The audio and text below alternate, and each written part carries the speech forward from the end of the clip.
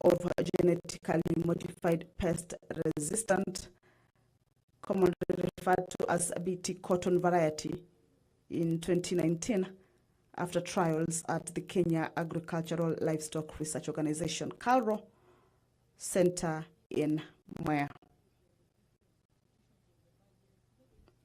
The member for Mwea will also be raising a question to the Cabinet Secretary for Agriculture and Livestock Development, seeking to know what steps the ministry has taken to ensure that when the ginnery begins active production, locals of Mwea constituency will directly benefit in terms of employment opportunities and corporate social responsibility CSR initiatives. These two questions by the Honorable Member for Mwea will be replied before the Departmental Committee on Agriculture and Livestock.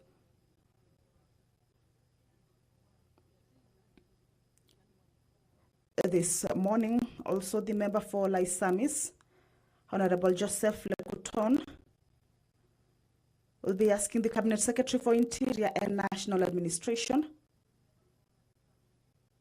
whether he could provide details on the circumstances surrounding an incident that occurred on April 2nd, the year 2022, where 2 chiefs and 4 other residents were killed by bandits in Salmate area in Logololo location, while in the process of recovering livestock that had been raided by bandits from the neighboring constituencies. The member will also be seeking the Cabinet Secretary for Interior and National Administration to highlight any steps that the government has taken to ensure that the culprits of the heinous act are apprehended. The member will also be seeking the Cabinet Secretary to indicate what measures, if any. All right, the Sergeant at Arms has indicated that the quorum has been achieved, even as members continue to trickle in. I will now hand you over for this live broadcast that is brought to you by the Parliamentary Broadcasting Unit in partnership with the Kenya Broadcasting Corporation. My name is Kamche Menza. Good morning.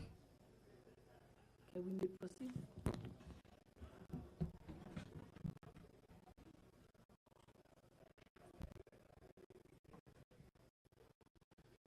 Order number 1, administration of oath.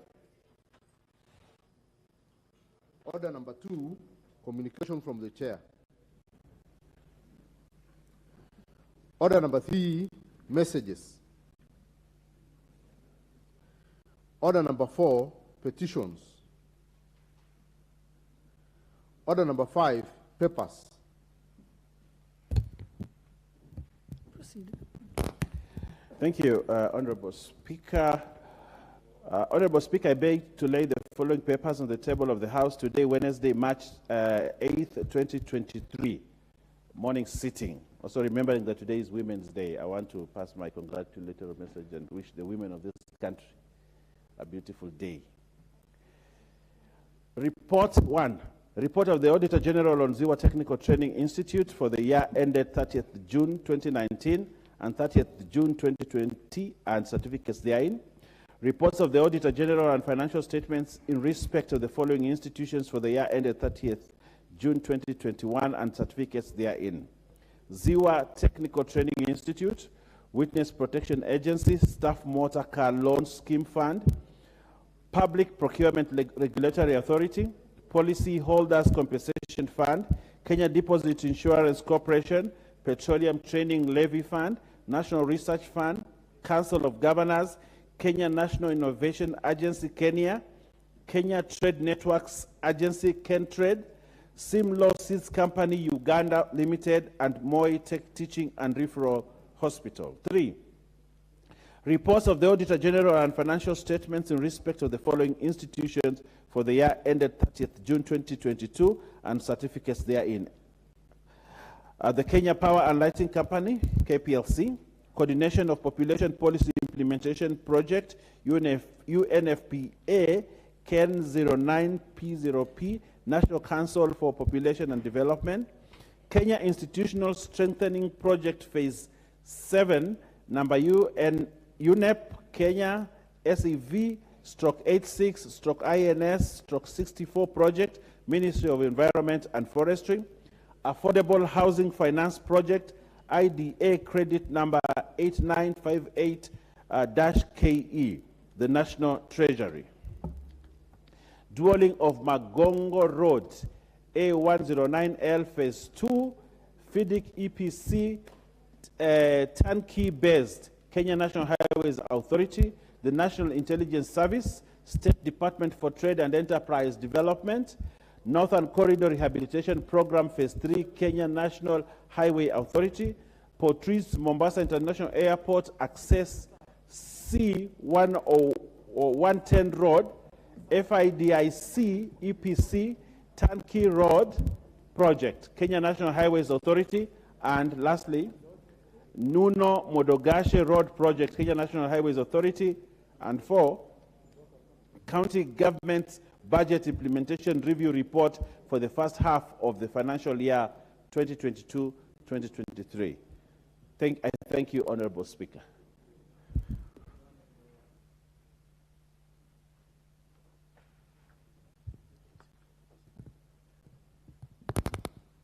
I think there's another report. Buyer. For Leader of Majority, I think there's another report.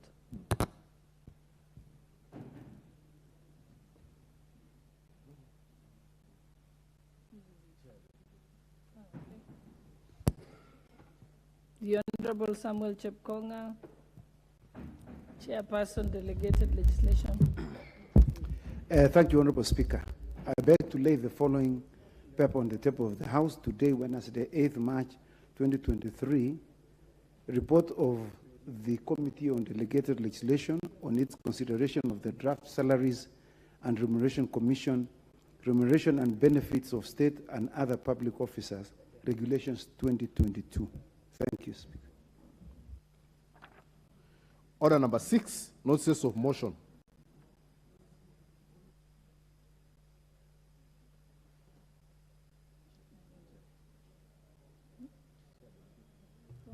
Oh, Chair Delegated, you have a notice of motion. Yeah, okay.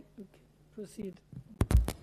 Thank you, Honorable Speaker. Honorable Speaker, I wish to move the following motion, that this House adopts the report of the Committee on Delegated Legislation on its consideration of the Draft Salaries and Remuneration Commission, Remuneration and Benefits of State and Other Public Officers, Regulations 2022, laid on the table of the House on Wednesday, 8th March 2023, and pursuant to the provisions of Section 26, Subsection 2 of the Salaries and Remuneration Commission Act 2011, rejects the Draft Salaries and Remuneration Commission, Remuneration and Benefits of State and Other Public Officers, Regulation 2022. I thank you, Madam Speaker.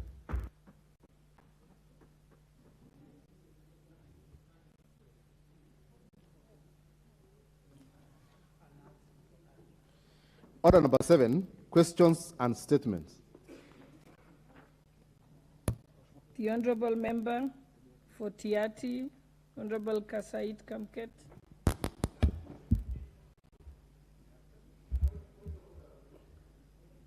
Yes, what's your point of order?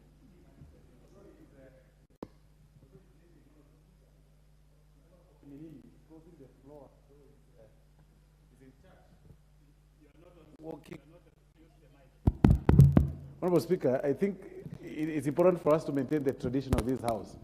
The member for Kuminini is crossing the floor without, following the procedure, moving this side and the other side at will, and he has to go. So it's important for us to inform the monos that it's they want to go back to the bar and then they come back. I believe he'll confirm that he's duly informed and educated.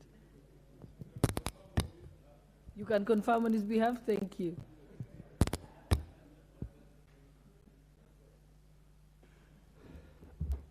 Uh, Honorable Speaker, I beg to ask the following question. The Cabinet Secretary for Environment, Climate Change, and Forestry. Number one, could the Cabinet Secretary explain whether the ministry has plans to conduct the planned recruitment of Kenya Forest Service Rangers at the sub-county level? Two, could the Cabinet Secretary explain measures put in place by the ministry to curb intra-county marginalization during the recruitment of the Kenya Forest Service Rangers, particularly in cosmopolitan counties, to enhance equity?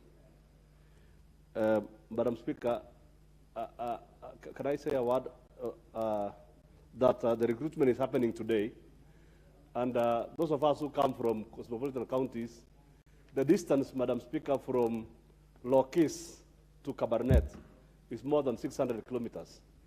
And we don't expect hustlers coming from Lokis to Cabernet to be able to reach and get a fair chance to be recruited. So this is a very, and there is no public transport. Somebody has to hire a motorbike up to Chemolingot, which is almost another 300 kilometers to get to Cabernet. It's a very, I wish you could intervene and make some orders, because this is a bit urgent, Madam Speaker. Honorable Kamket, I think this will be referred to the Departmental Committee on Environment, Forestry and Mining, but they can be requested to take it as an urgent matter as they have a meeting tomorrow.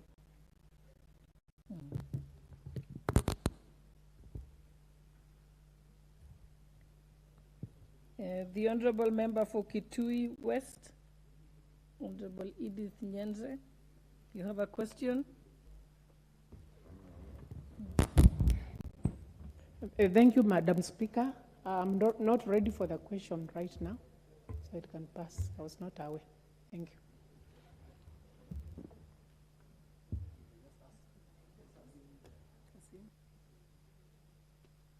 I think you can give her a copy. Got one later. Oh, it's okay. Thank you. Thank you. Thank you, Madam Speaker. I'm sorry for that. I want to ask the Cabinet Secretary for Energy and Petroleum, question number one. Could the Cabinet Secretary explain why for every purchase of repaid electricity tokens, nearly 62% of the purchase amount is charged as taxes and other levies, leaving consumers with only an estimated 37.8% for tokens?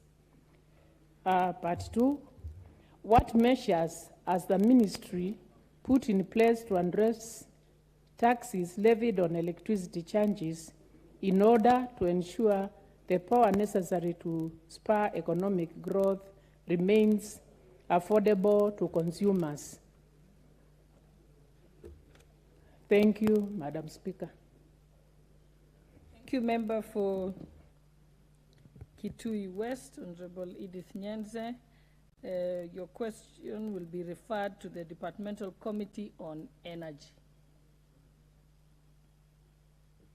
Next, we have the question number 23 of 2023 by the member for Mwea, Honorable Mary Maingi, is hereby deferred to a later date as she had other duties today.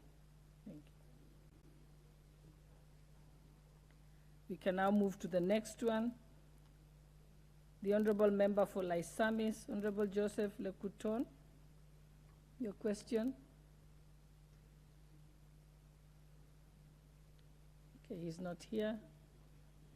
Maybe the whip can help us. He might be around, and he can always pick his question from the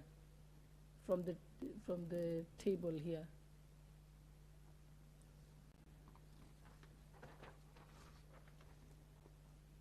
The next is the Honorable Member for Wundanyi, Honorable Danson Mwashoko. Your question? Thank you. Thank you, Madam Speaker. I stand to ask a question number 025 of 2023 to the Cabinet Secretary for Tourism, Wildlife and Heritage. Could the Cabinet Secretary explain the steps being taken to contain wild animals in Tsavo East and Tsavo West National Parks in Taita Taveta County within the parks and end invasion of human settlements in Kishushe, Mlilo, Paranga, Marungu, Mwaroko, Sagala, Kasigau, Mbololo, Ndii, Ngolia, and Mabomani in Voi, Landi, Ronge, Mwatate, Bura, Mkuki, and Makitau, and Salaita, Tangini, Njoro, Mata, Okungu, Kachero, Jipe, and Mkwajuni. 2, confirm, could the Cabinet Secretary confirm whether the electric fence around the park is working and when the sections without an electric fence will be fenced?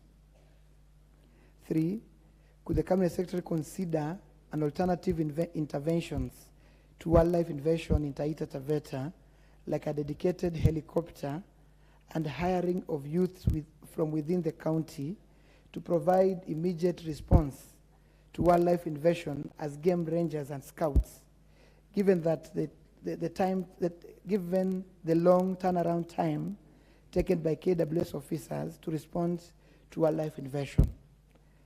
4, could the Cabinet Secretary list watering points in the Tsavo East and Tsavo West National Parks, including the state of Aruba Dam, and steps being taken to ensure that the dam continues to provide water to the animals within the parks? 5, could the Cabinet Secretary provide details of the number of claims arising from wildlife attacks in Taita Taveta County in the last 7 years? How many have been submitted? How many have been approved? And how many have been paid? And when the pending claims will be paid? Thank you, Honorable Speaker. Thank you, Member for Wundanyi. Your question is now to be replied before the Departmental Committee on Tourism and Wildlife. And as I can see that the member for Laisamis, I thought I had seen him around, and since he has not arrived, the Honorable Joseph Lekuton, his question is number 24 of 2023, is hereby deferred to a later date. Yes, your point of order. Honorable Speaker, it's tradition for Parliament that when a member lists a question to be asked, needs to make himself or herself available in Parliament the earliest to ensure that the question is read. If we continue on this trend, Madam Speaker, we're going to lose what Parliament stands for order. It stands for records. It stands for many things that are orderly. Now, I am sure just because these 2 questions were put here, there are other 2 members whose questions were not put here because they occupy space. But then now we have members whose questions are here in the order paper. Someone else would have used the opportunity to ask the question, but then they do not come to the chamber. Neither do they write to the Speaker to say why they are not here. I think the tradition is if you cannot ask your question, you write to the Speaker and say, on this day I will not be here, and therefore my question be deferred, so that another question be put.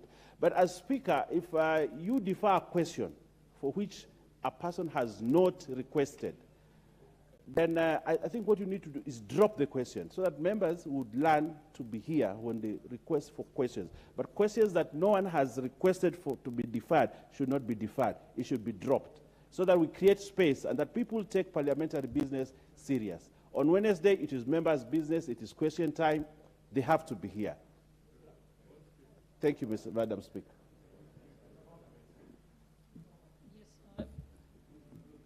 Honorable Malemba Mwalimu.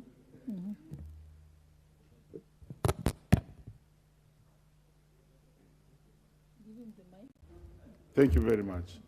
On Speaker, in the same wavelength, there was also a tradition where the members would be informed when they have questions. And I remember in the 12th Parliament, it was very consistent that whenever you had a question, and I want to congratulate the table room, it was very consistent on telling you that your question will be coming. So possibly that's also another alternative way that we should enhance, as I support what the leader has said, that the House business must be taken serious. For instance, on Speaker, you remember when you were in Mombasa during the conference that we had, members, especially the members who were joining Parliament for the first time, were on their feet complaining that they don't get space to talk in Parliament. And now you realize that we don't have them in the House, and this will go on record. You realize that it's difficult.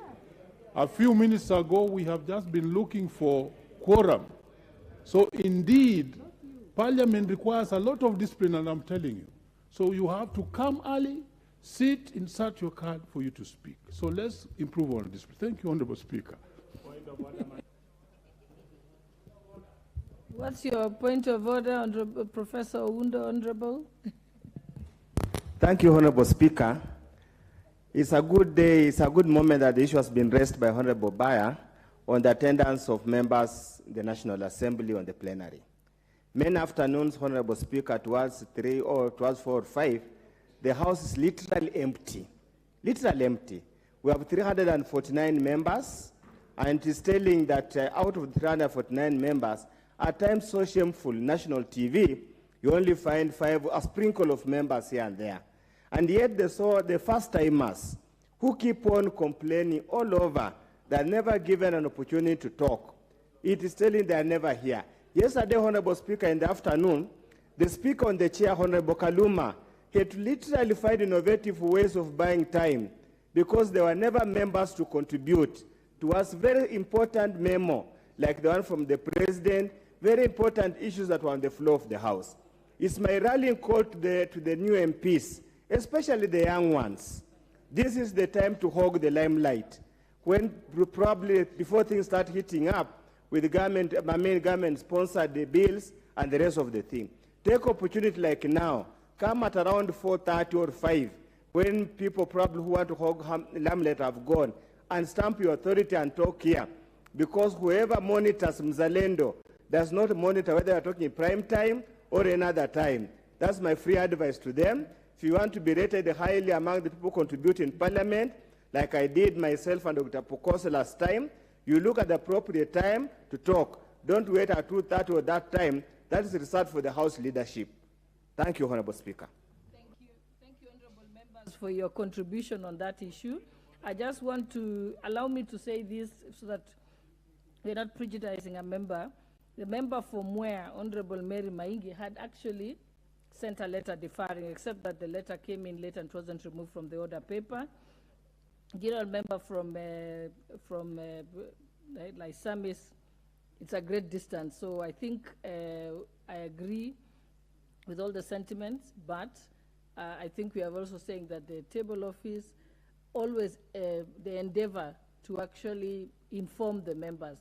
Their biggest challenge, I've been informed, is that sometimes the contacts the member has left are not reliable. So you need to have a reliable contact, because they will always try to inform you. And as, okay, the last point, okay, your point of order, Honorable Pokose. Thank you, Madam Speaker. You know today is International Women's Day, and I want to appreciate all the women. Just on that, Madam Speaker, we get on our SMS, we get messages on what is coming in the next day. And in it, I think people are not reading their SMSs, because we should not just say that the table office should send individual SMS to the member who has because when you read your message for the sitting for tomorrow, it is actually captured there, and you will be able to know that your question is coming for putting. So I think that when a member is not here, it could be other challenges, and to make it such that members must be able to appear in the House, then I think it is important that if the member is not there to prosecute the question, then that question should be dropped so that the member starts another process. Thank you, Honorable Member. I think I would like to recognize the presence of Bristol Girls School from Juja constituency, Kiambu County. I also wish to recognize Ruthagati High School from Mathira West in Nyeri County. I also recognize in the public gallery Grand Star Junior Academy from Embakasi West constituency, Nairobi County.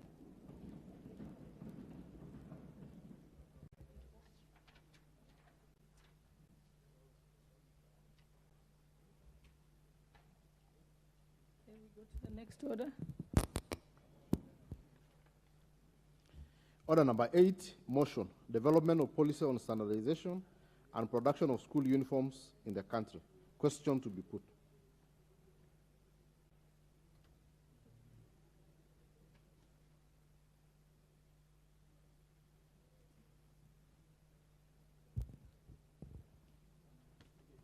Yeah.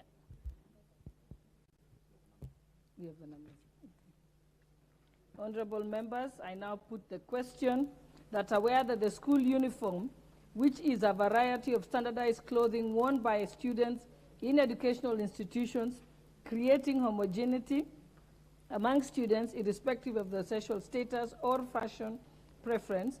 Further aware that school uniforms keep students focused on education, not clothes, reducing peer pressure and bullying, and enhancing school pride, unity, and community spirit as they go a long way in contributing to, it goes a long way in contributing to students' sense of belonging to their school population, and appreciating that in the Kenyan education system, schools across the country, whether private or public, require students to wear school uniforms in order to be allowed to attend classes. Concerned that the cost of uniforms has continued to escalate, becoming prohibitively expensive for the poorest within the community, with some schools demanding that parents pay uniform money to specific school accounts, and move that locks out many children whose parents cannot afford the expensive uniforms listed by schools.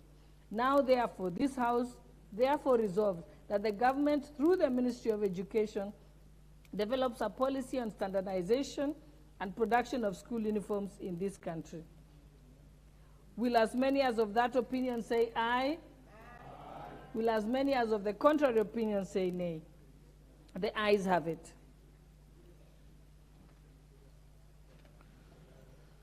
Order number 9, the Penal Code Amendment Bill, National Assembly Bill number 56 of 2022, first reading. A bill for an act of parliament to amend the Penal Code.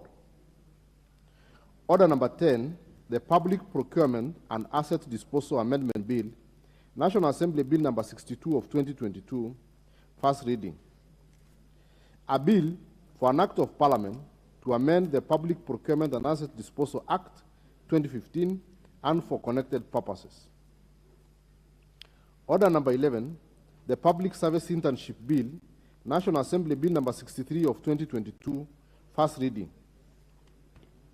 A bill for an act of parliament to make provisions for internship of college and university graduates in the public sector, to provide for hands-on training and acquisition of skills by graduates, and for connected purposes. Order number 12, motion, continuous registration of beneficiaries to the Older Persons Cash Transfer Program in the country. The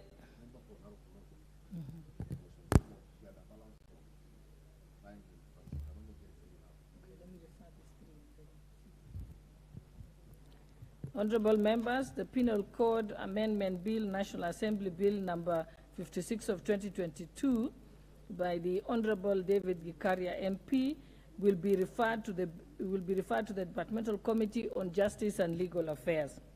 The Public Procurement and Asset Disposal Amendment Bill, National Assembly Bill number 62 of 2022, by the Honorable Benjamin Gadhiru, shall be referred to the Departmental Committee on Finance and National Planning.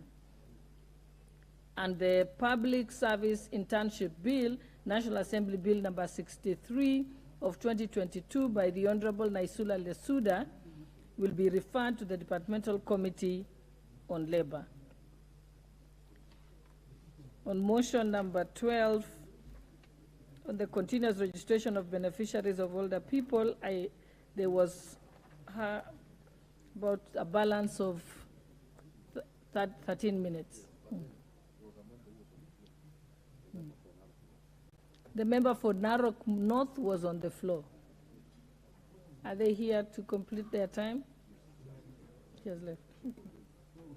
Then she forfeits. We can allow other members to speak. Okay.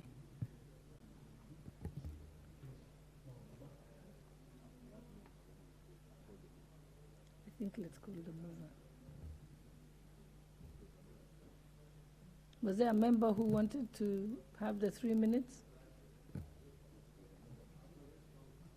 Let's go. Okay. You may proceed. You can use the mic in front.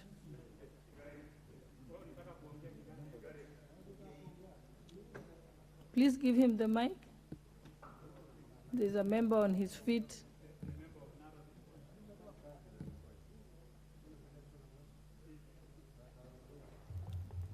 Yes, you have the mic now. Yeah, I think I'll take this opportunity to thank the Honorable Member for Kilome, Honorable Zambia, for this timely motion on the elderly persons. That is the continuous registration for elderly persons for the cash transfers. The cash transfers for the elderly person was first muted, I think, around 2007 in this country. Initially, it started with 3 counties, that is Thika, Nyando, and Busia. But now it's expanded and become a countrywide thing, which is a good thing. These elderly persons are people who have served this country in many capacities, either as farmers, as leaders, as chiefs, as teachers, or as they've served this country. But after retirement, most of them find themselves in extreme poverty. Some of them don't even afford food. Some of them don't afford health services.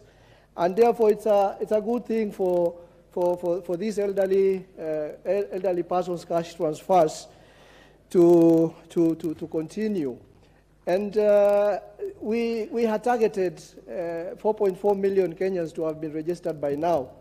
But unfortunately, because of lack of that continuous registration of these elderly persons, we have now reached only 852,000 elderly persons. And the last time this registration was done was in 2016.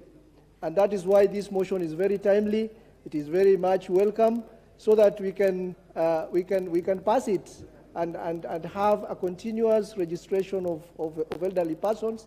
And remember, the population of these elderly persons is also increasing every year, because luckily, because of our improved healthcare, not many people are dying now. People are living to a very late age, and therefore this continuous registration is a very good thing, so that we can support these elderly persons to be able to meet their healthcare, to be able to buy food for themselves, and to be able to meet some of the other needs. Thank you, the Honorable Speaker.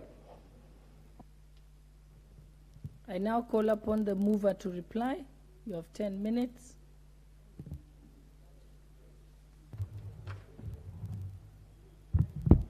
Thank you, Madam Speaker. Before I reply, there are some requests. I have 10 minutes, and it's good I give the members to at least have a say on the debate. I will start with my brother there, Oundo. Then let me prepare the list as Oundo takes on, at least a minute each. Okay, the Honorable Oundo. the names, full names. Thank you, Honorable Speaker. I stand in solidarity and support by the motion by Honorable Zambia on the issue of the elderly people. As my colleagues have aptly put it, the last registration was just done before the 2017 elections in order to entice the older people to vote for the then Jubilee government. Honorable Speaker, the elderly people in the villages are suffering, and the suffering is unsurmountable.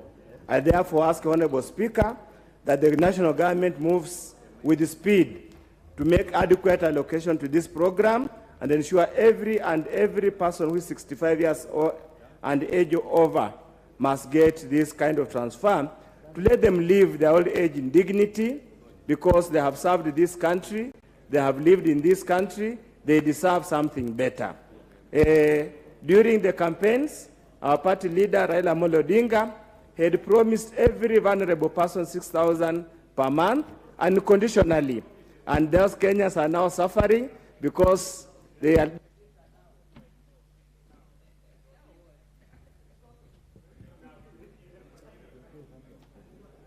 The Honorable Joseph Imathe, Turkana Central.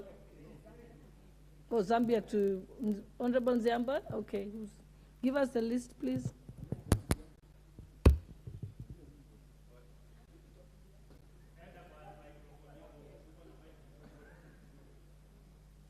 Announce it.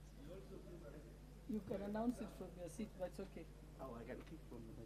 Yeah, you could have announced it from your seat. Oh, then I can go and read the names. Okay, let me just... This is my mind, Kajiado. My mind. From? Kajiado. Na kuna Kasungu Nganze. Okay. Honorable Mai from Kajiado.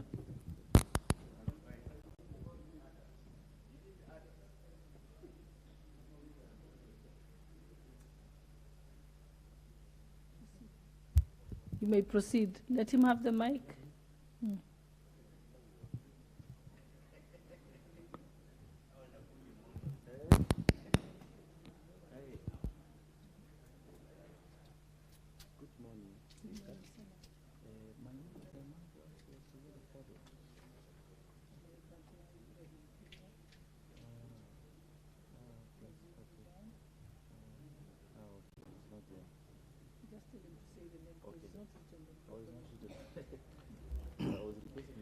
Thank you, Madam Speaker, for giving me the opportunity to contribute to this motion by Honorable Zambia. This is a great motion that really deserves support to help out the elderly people and making sure that they are taken care of, and we continue registration. Because, for example, in my constituency, I've had a lot of elderly people walking up to me asking whatever happened with the funding that was meant for the elderly people. And I think, and many of them, I found that have not been registered. So continued registration as proposed by Mheshimiwa Zambia is an important motion for us to take on, that we should continue registering more elderly people and making sure that they have received their benefits. It is only fair that we reward. Honorable Zambia, who goes next?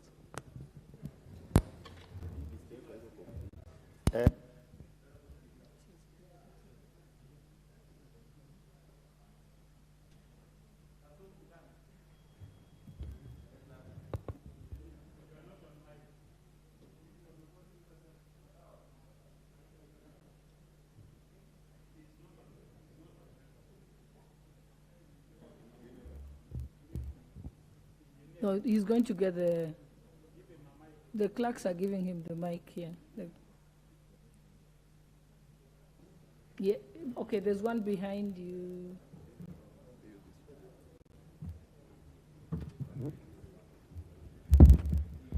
Asante sana Madam Speaker kwa kunipatia nafasi hii kuweza kuchangia hii mada. Lakini kabla nichangie, pia nataka nijiunge na viongozi wenzangu kuweza kuwatakia kina mama wa nchi yetu hii siku njema wanaposherehekea siku ya wanawake ulimwenguni. Nikirudi kwa mada, nataka nijiunge na kwanza nimpongeze Mheshimiwa Nzambia kwa kuleta huu mswada. Kusema kweli, wazee hapa nchini Kenya wamepata shida kwa sababu wengi hawapati hizi pesa za uzeeni, na ni kitambo kutoka serikali iweze kuandikisha wazee kutoka 2016, na kutoka hapo mpaka saa hizi kuna wazee wengi ambao wameweza kufikia ile miaka ya kuweza kuandikishwa lakini hawapati pesa. Kwa hivyo mimi nasema ni sawa kabisa, huu mswada umekuja kwa wakati mzuri, wazee wote waandikishwe ili waweze kupata hata kama ni pesa kidogo, lakini zinawasaidia na mahitaji yao.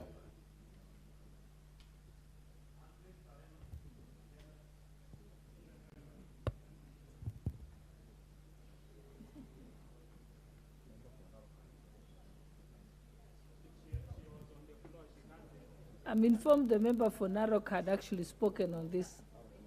Narok North.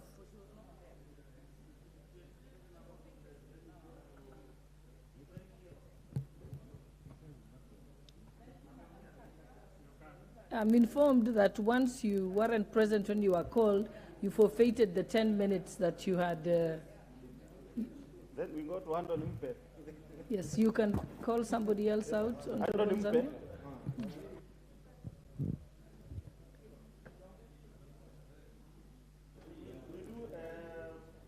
Proceed. You may proceed. The mic next to you is on.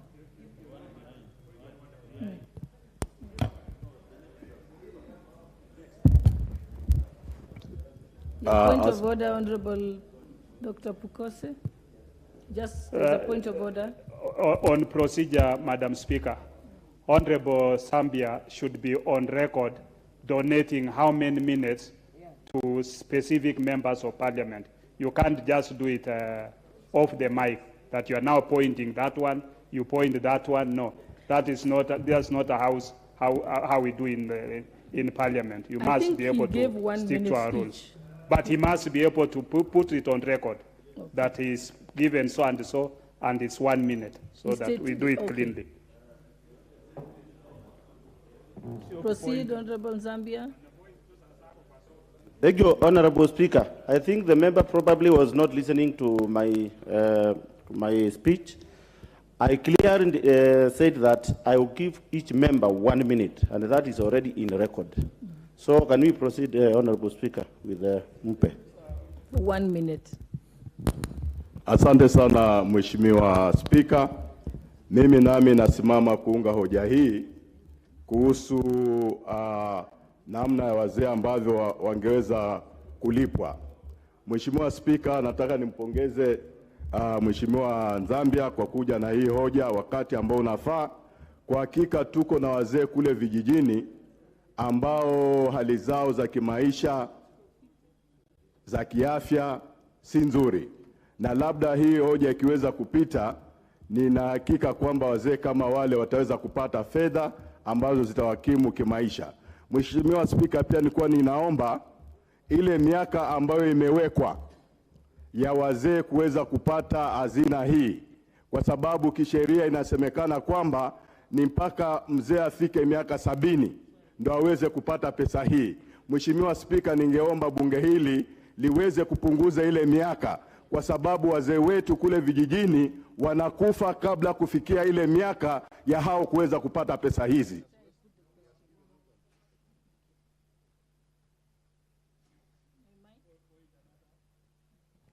Okay, I think, Honorable Zambia, you finished your minutes. Yeah, so you've exhausted your minutes. We'll just now move to put the question. You can reply. Okay, thank you, Madam Speaker, for this opportunity. Let me first appreciate all the members who have really discussed about this motion. It was timely. Honorable Speaker, I think my Honorable, because the Chairman should give me my time so that I can be through with what I'm trying to reply. Honorable Speaker, it is very clear now that the government has to have its policy clear so that now we can have the continuous registration of these old wazes so that they can benefit like the other members are benefiting. Honorable Speaker, as I conclude and as I reply, it is very possible to register over 2 million people and have their take home like the other members in the community, in the society.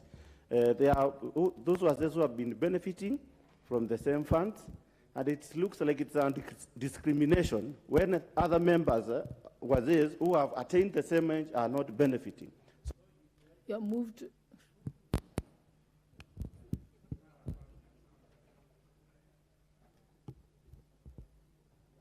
Honorable members, I now put the question that aware that Article 57 of the Constitution outlines the measures to be taken to ensure that the rights of elderly persons, noting that elderly persons, particularly from vulnerable backgrounds and who are in dire need across the country, require financial aid for the sustainability in regard to health and well-being, and recognizing that the Older Persons Cash Transfer Program, launched in 2007 with the purpose of facilitation of monthly cash transfer to the disadvantaged and vulnerable elderly persons from identified deserving households who are 65 years and above across the country, and concerned that the registration of the persons of 65 years and above were last conducted in the year 2016, and cognizant of the fact that there was many elderly persons who have since attained the age of 65 and are yet to be registered under the Old Persons Cash Transfer Program. Further concerned that the program has in the recent past undergone unprecedented encounters in regard to new entries, technological mode of fund transfer developments, digital registration of elderly persons, inadequate monitoring and irregular receipts of funds. This House resolves that the national government, through the Ministry of Labor and Social Protection, undertakes continuous, timely registration of elderly persons under the Older Persons Cash Transfer Program. In as many as of that opinion say aye. In as many as of that, the contrary opinion say nay. The ayes have it. Next order. Order number 13, motion, policy formulation on implementation and enhancement of EPZ programs in the country. Honorable Beatrice Elachi, member for Dagoretti North. Thank you, Madam Speaker. Madam Speaker, that aware that the Export Processing Zones EPZ Authority in Kenya was established in 1990 to promote and facilitate export orientation investment programs and create incentives of export-oriented production in areas designated as export processing zones. Further aware that the authority is charged with the responsibility of regulating and administering approved activities within the export processing zones to ensure compliance, among others, noting that the program anchors on Kenyan's Vision 2030, the country's economic blueprint with regard to becoming an industrialized and upper middle income country. Further noting that EPZ provides an attractive investment opportunity for export-oriented businesses ventures in the country, acknowledging that the program is a source of indirect and direct employment to more than 60,000 Kenyans, concerned that currently the program is facing a myriad of challenges, including inadequate funding,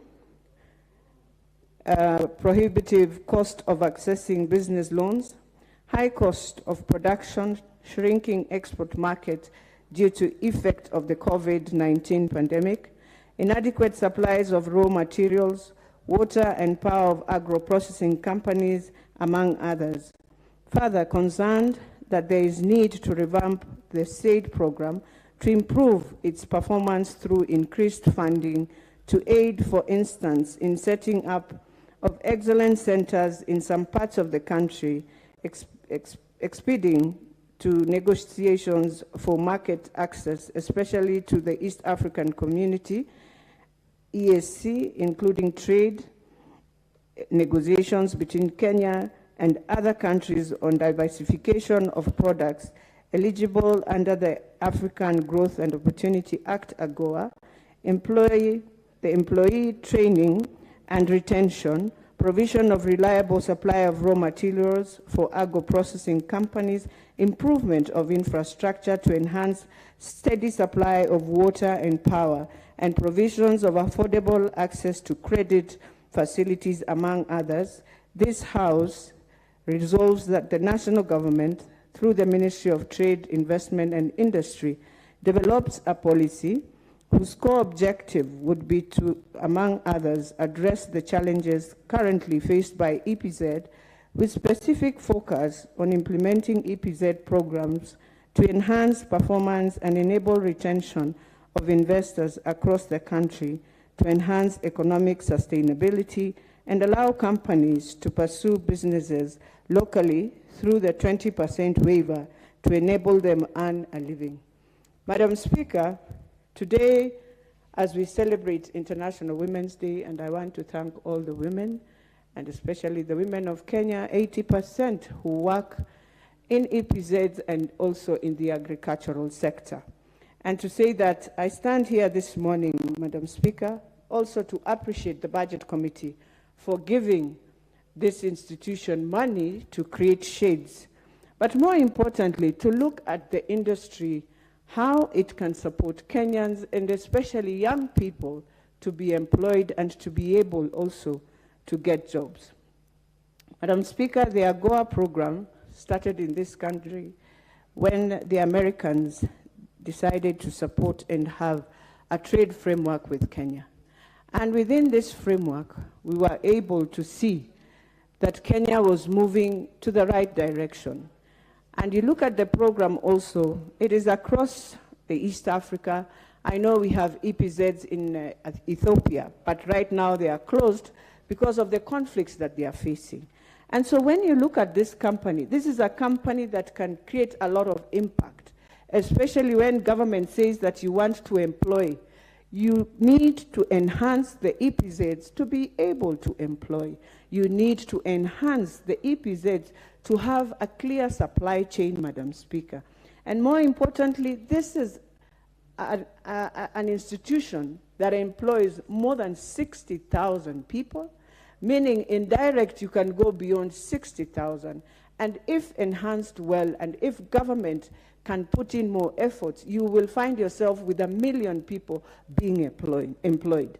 Madam Speaker, it's important for once in a while for us to just visit Kitengela and see how EPZs work. And you'll be surprised to find that it is women who are the ones doing the good jeans that you go to the US and buy. It is a product made in Kenya. And therefore, you are able to buy it when you go out of the country. But then there's a big challenge that they are facing today, that indeed after COVID, you find that many organizations, industries were closed. And so even where we used to get our raw material, knowing very well that Kenya, we don't have cotton, and it is something that we need to start speaking about. We must have areas where we must plant our own cotton if we are talking about buy Kenya and build Kenya. And so here is a product where it's done within Kenya, but then Kenyans also are unable even to be able to just walk in and buy at least one, yet we say we have given ourselves 20%. And what this motion wants to do, Madam Speaker, is to now request the government that in that waiver of 20%, is it able, those who run EPZs, to be able to get also tenders from government? For example, we've just passed a motion on uniforms. If indeed they were being done by our own here under the EPZ program, definitely it will be affordable to our parents to buy those uniforms. We are saying the uniforms for police. We are talking of our uniforms in hospitals, Madam Speaker. For these companies to be afloat, so that women are not sent home, so that one does not close a whole industry that he has invested millions, they are able to stay afloat. We must try and see, and this house can be a house to ensure that 20% also is sourced locally for them to keep the employees afloat. Madam Speaker, the other thing that this will do to us And remember, EPZ is the one that helps us to keep our currency also. You find that we are having a lot of challenges with our currencies. But if you want indeed export to continue, then you'll have a way of selling back your currencies, and the dollar will not be a dollar that will kill us. And therefore, we have to come up with industrial parks, Madam Speaker, even the sheds we were talking about. I would give you a story, Madam Speaker. Just when the Ukraine war started, an investor walked into Kenya, went to Kitengele. At that time, he wanted us to give him land to plant sunflower seeds so that they are able to continue to do oil. But then, walking into EPZ, they were told we are unable to give them any land. There were no sheds.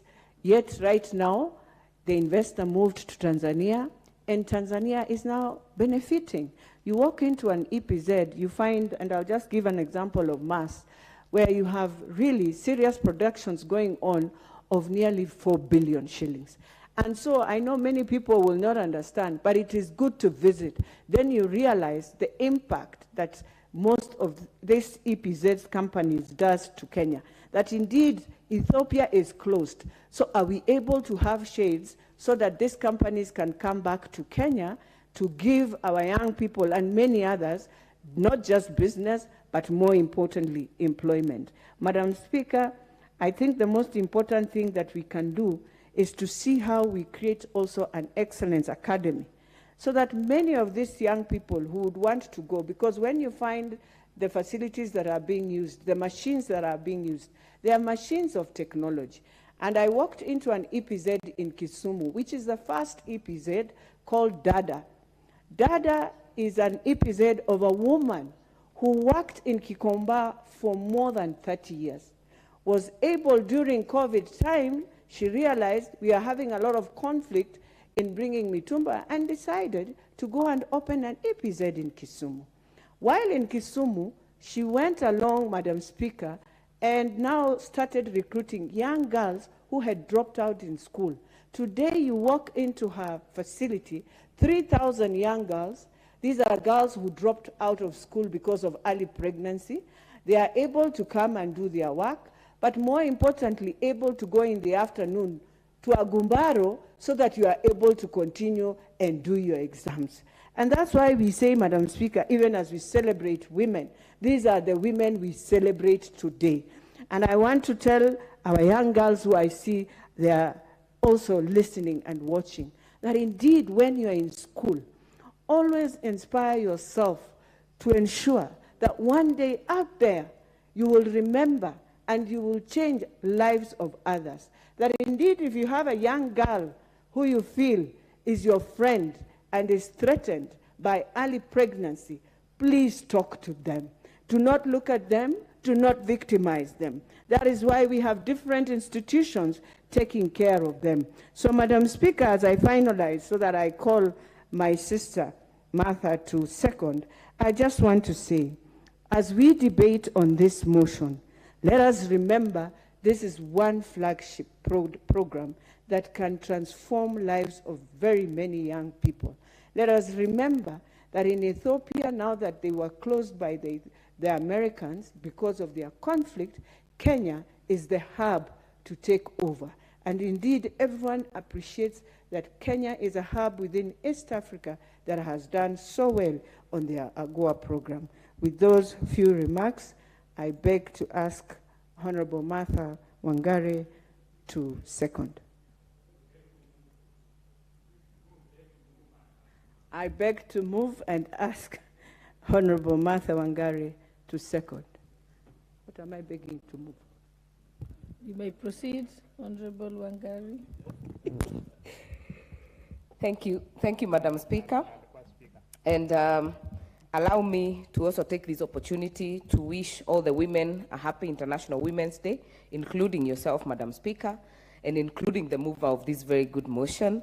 And I know many women say that they would do better anything that a man can do. It should actually be the other way around, that the men should be saying they could do everything that women are able to do. That should be the way it should be, Madam Speaker. And Madam Speaker, I want to quote Maya Angelou and say that women, here is to the strong women, may we know them, may we be them, and we can't be them like our colleague members of parliament, may we raise them. That way, Madam Speaker, we'll be celebrating a whole generation, and we will be encouraging even the girls that are coming up that women are leaders everywhere you look. Madam Speaker, allow me to take this opportunity to support this motion, to second this motion, and also congratulate my colleague, Honorable Beatrice Elachi, on this very able motion, Madam Speaker, and to also note, Madam Speaker, that even as we celebrate women in the political sphere, that we have come a long way. We have tried very many ideas, very many bills to ensure that we have gender parity in elective positions. We have not gotten there. Madam Speaker, it's still a long way to go, but we are making strides.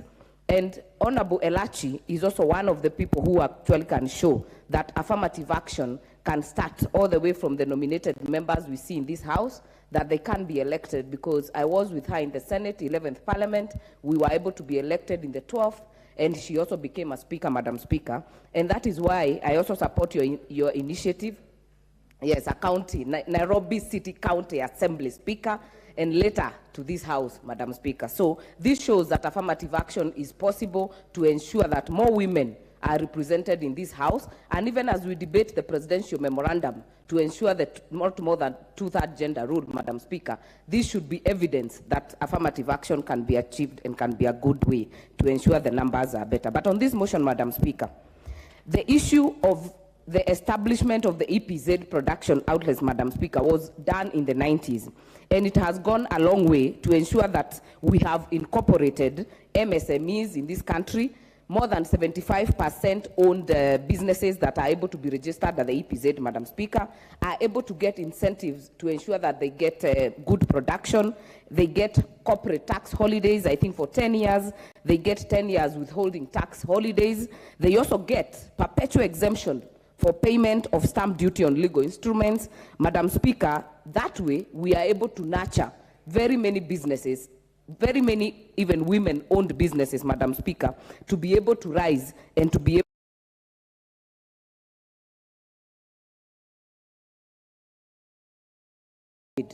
has been able to deal a blow to many people, not only in the personal levels, but also in the corporate levels. That has not left the EPZ.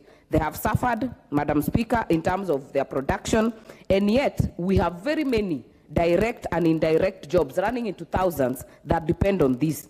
The previous government, Madam Speaker, was able to have something that was like an exposition or like an expedition, and they had a day that was called the EPZ Day at KICC.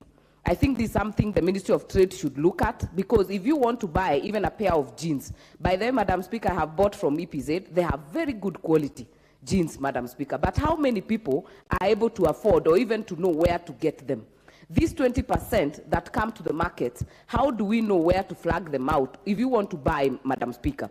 I know we wanted to control a bit so that you also don't open the market, so that I go there and buy at a cheaper price and I come and sell wholesale, Madam Speaker. But you should be able to get a dress, you should be able to get an apron, you should be able to get a pair of jeans if you want, so that we are able to open this market and keep these EPZ zones afloat.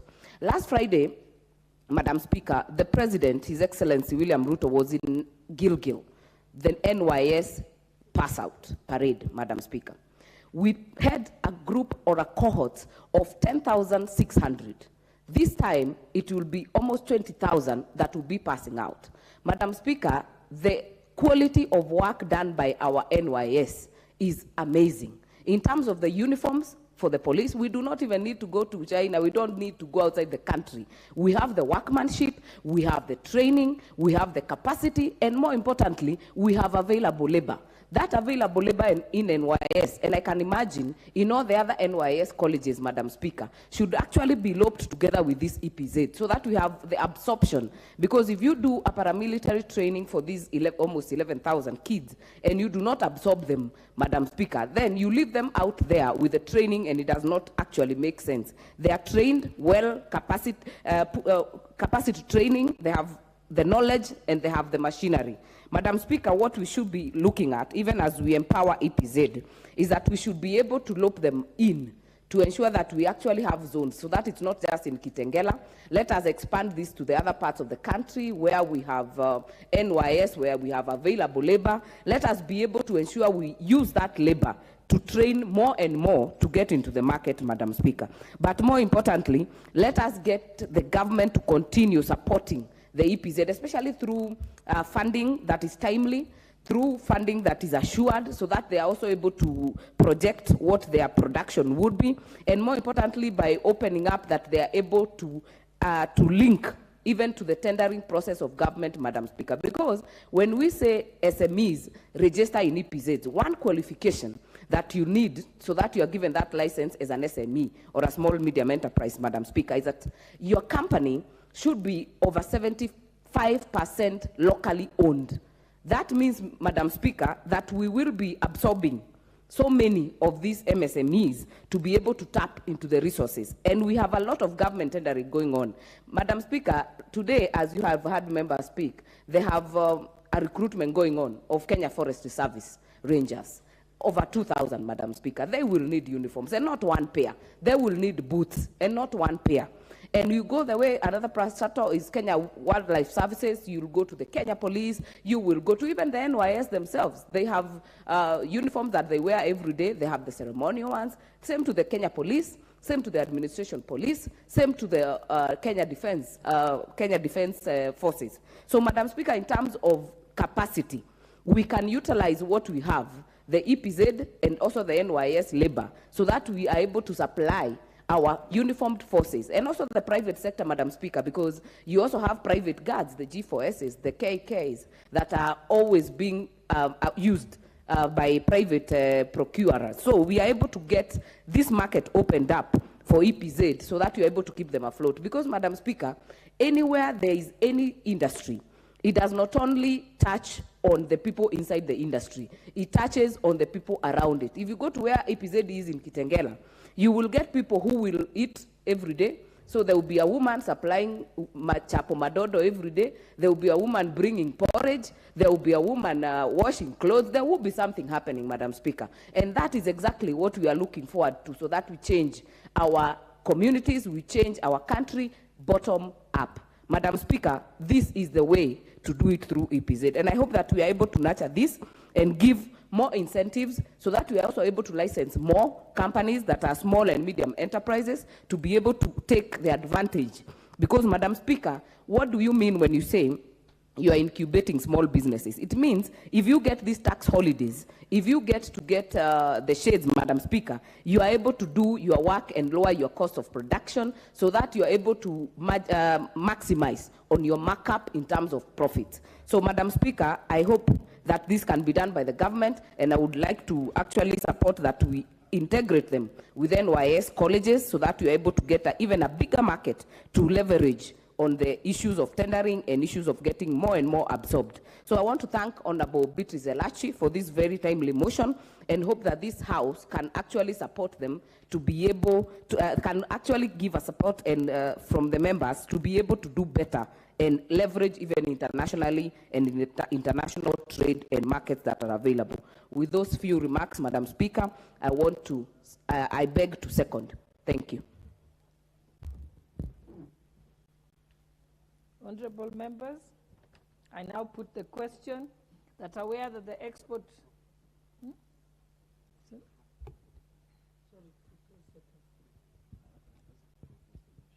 Yes, honorable members, I wish to propose the motion that are aware that the export processing zones EPZ authority in Kenya was established in 1990 to promote and facilitate the export-oriented investment programs and create incentives for export-oriented production in areas designated as export processing zones. Further, aware that the authority is charged with the responsibility of regulating and administering approved activities with the export processing zones to ensure compliance, among others, and noting that the program anchors on the Kenya Vision 2030 and the country's economic blueprint regard to becoming an industrialized and upper middle income country. Further, noting that the EPZ provides an attractive investment opportunity for export-oriented businesses and ventures in the country, and acknowledging that the program is a source of direct and indirect employment to more than 60,000 Kenyans concerned that currently the program is facing a myriad of challenges, including inadequate funding, prohibitive cost of accessing business loans, high cost of production, shrinking export market due to effects of COVID-19 pandemic, inadequate supplies of raw materials, water and power for agro-processing companies, among others, and further concerned that there is need to revamp the said program to improve its performance through the increased funding, to aid, for instance, in setting up of the excellence centers in some parts of the country, and expediting on the negotiations for market access, especially in the East African community, including trade negotiations between Kenya and other countries on diversification of products eligible for the African Growth and Opportunity Act, AGOA. Employee training and retention, provision of reliable supply of materials for agro-processing companies, improvement of infrastructure to enhance steady supply of water and power, and provision of affordable access to credit facilities, among others. This House resolves that the national government, through the Ministry of Trade and Investment, develops a policy whose core objective would be, among others, to address the challenges currently faced by EPZ, with specific focus on implementing EPZ programs to enhance performance and enable retention of investors across the country, and to enhance economic suitability and allow companies to pursue businesses locally through the 20% waiver to enable them earn a living. Honorable members, we now call upon members to contribute.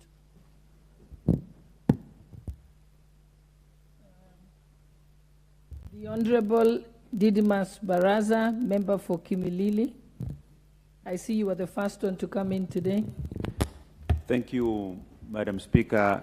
I want to make it clear that I support this motion, and I really want to thank and appreciate the people of Dagoretti North for bringing Beatrice Alachi in this House as their Member of Parliament.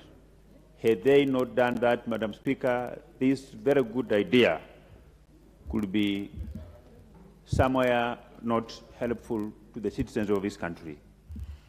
Madam Speaker, this is important because every part of this country is preoccupied by particular ethnic groups that form the fabric that wires the Kenyan Republic, Madam Speaker. And every people who live in the different parts of this country are usually engaged in distinct economic activity. The people from Western Kenya are known to be very good farmers. The people of Nyanza are known to be very good fishermen. So this motion, Madam Speaker, will go a long way to ensure that we have job creation across every part of this country. Madam Speaker, Kenyans are very hardworking people. They're always engaged in this type of economic activity. And all we need, Madam Speaker, is that the creation of these EPZ zones will go a long way to ensure that this country does not only depend on imports, but we will also be exporting some of the finished products, Madam Speaker. Madam Speaker, it pains most of us because I'm told when you go to buy a Masai Kikoi in a shop in town here, Madam Speaker, chances are that that Kikoi had been manufactured by some companies in India or China or elsewhere. So the only way to ensure that we add value to the hard work that Kenyans always put in their daily engagements, Madam Speaker, is to ensure that the government comes up with a proper framework to ensure that all these EPZ zones are set up across the country so that they can go a long way to assist our people. Madam Speaker, Kenya has a lot of potential. We are importing fabrics from India, yet we have very good climatic conditions that can support pyrethrum farming and actually give capacity to our local industries to begin even exporting cheap fabric to our neighboring countries. I want to really thank my sister Bitu Selaji for thinking along this line, and I want her to encourage her that even after we are done and approve this motion, she should also deduce this motion into a bill, so that now we have a bill in place that the government of Kenya will have no choice but to implement this directive to set up more export processing zones across this country, so that Kenyans can continue to tap into the very many benefits that will come as a result of setting up these EPZ zones, Madam Speaker. Madam Speaker, this motion is coming at the right time, where the country's education systems have evolved to CBC. We want to begin encouraging grade 7, grade 8, and grade 9 as they progress, Madam Speaker, that we will want to see a situation where our junior secondary schools, those who will be learning technologies that are in line with what EPZ can promote, will want even to see them also, Madam Speaker, benefiting from these EPZ zones. That when children of a particular school will be learning about how to knit suits or trousers or nice kikois, they can go in and take practicals from the nearest EPZ zone that will be measuring in development of our fabrics, Madam Speaker. And also, Madam Speaker, even as we say that this CBC is good, that it will result into direct impacting of the skills in these students. It will be a waste of time if we will have so many people in this country with these skills, but there is no employment. The only way to guarantee employment, Madam Speaker, is by creation of these cottage industries. And these cottage industries will only have value if they are within gazetted and approved EPZ zones, Madam Speaker. So this is something which the government must take seriously. And I want to urge the government. I'm happy that we have a new government in place, and unlike the previous one, I am hopeful that this new one, Madam Speaker, will take whatever come out of this House very seriously. I will want to see a situation where whatever this House resolves will form part of the budget policy statements, will form part of the government policy designs and policy implementations, or rather will lead into policy termination of some extinct policies that are of no importance to the citizens of this country, Madam Speaker.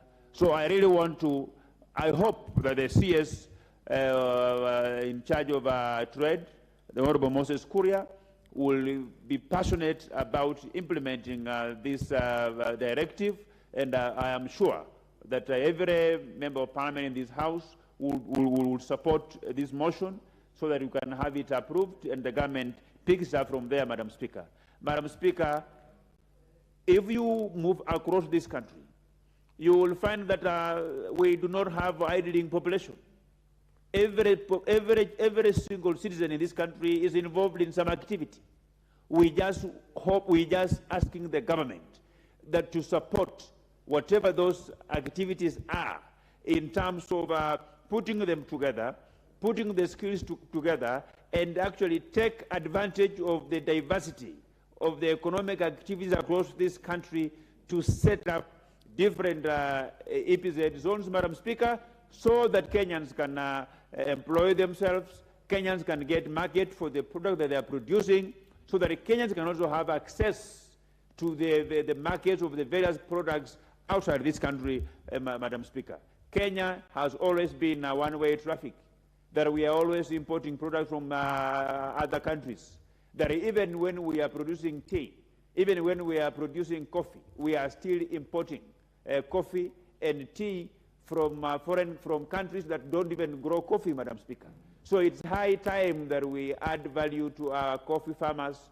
we add value to our milk farmers, we add value to our maize farmers, sugarcane farmers, peripheral farmers, Madam Speaker, so that they can also take their business to the next level through the value additions that come as a result of setting up EPZ zones, Madam Speaker. Madam Speaker, with these very many remarks, I want to say I support and I urge the young members of Parliament who are here for the first time to emulate what the Honorable Biruta Elachi has done and try to think through and bring things that will make life easy for citizens. This is why Parliament exists, Madam Speaker, and by so doing, we will be able to contribute positively to the advancement of the welfare of the Kenyan people. I thank you, Madam Speaker, and I support.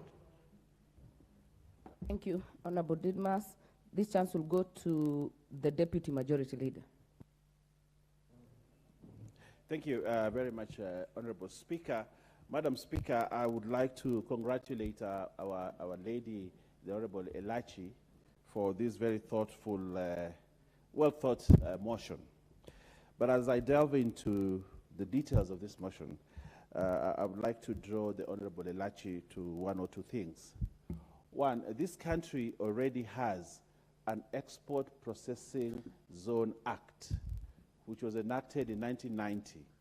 And this act actually forms the bedrock of the EPZ that we have, including the formation of the EPZ Council, which was in the core of negotiating the AGOA deal.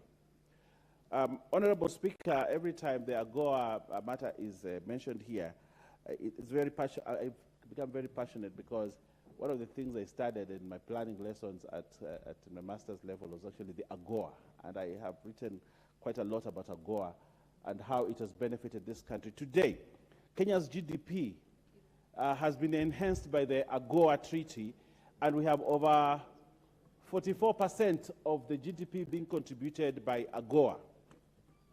But, Madam Speaker, I would like to draw the attention of the House to three things that this motion would like to do, that Honorable Elachi is asking this House to resolve. The first one is that it should have specific focus on implementing EPZ programs to enhance performance. That is the first one, to enhance performance. Yes, we have issues within EPZ. Today, the AGOA Treaty is coming to an end in 2023. Kenya has already started negotiations, and I think the Minister for Trade has met the ambassador from the US, and they have had talks around AGOA and how to extend AGOA. But AGOA falls squarely within the FTA, the Free Trade Agreement in the US. And I think there has been talk that the Free Trade Agreement needs to be renegotiated because it is skewed against the US. And the US said we want to renegotiate this because AGOA gives Kenyan apparels, Kenyan products, free access or non-tariff access to the US. But the US are saying, no, we do not want this to continue. We want it changed. We do not want everything that comes from Kenya to come into the US free. How strong are we as a Kenyan delegation to negotiate the FTA and AGOA so that it makes value for us? Otherwise, we will have AGOA, we will have processing here, but we will not have a market. There is a correlation between the development of this country, especially in export processing, and markets abroad. So the issues here are how do we make it, I like the way you phrased your resolutions. You want to enhance performance. But this performance, honorable members, needs to be, what performance? Just production, or do we have a market? How are we negotiating our market? Should it just be to the US, or we are looking at new markets? What about Asia? Probably Bangladesh manufactures the same things as us, but they have a bigger population that consumes. How do we penetrate that market? India has one of the largest populations. Are they part of AGOA? No, they're not part of AGOA. How do we penetrate the Asian India as a market with our apparels? How do we enhance performance? That is the question that this House needs to delve into. As the negotiations go on, when we say we are making policy here, but a law exists, how do we take this to the agreements that are going on. For example, right now you have the Strategic Trade Investment Partnership that is being negotiated. The STIP is being negotiated. But the question of enhancing efficiency or performance by our companies, if you go to Mombasa today as you drive towards Malindi, to the north, you see a lot of new establishments, new products. AGOA, I think, allows around 23 products only. How are we increasing the products so that this country can have more products exported outside so that we get more business and we can grow the GDP of this country? You say enable retention of investors across the country. It is a fact, Madam Speaker, that a lot of investors have what we call investor flight. They're leaving the country. Where are they leaving the country? Why do they want to continue investing? The cost of our production in this country is very high. Electricity, water, labor, and many other things that are making Kenya not an investment-friendly country. So today, when I saw the president go to Dongokundu to launch the first gas production unit there, I said, this is a good thing. This is a good thing. There are some people out there who have a lot of confidence in the Kenyan situation. They can come and invest here. But, Honorable Speaker, we are losing.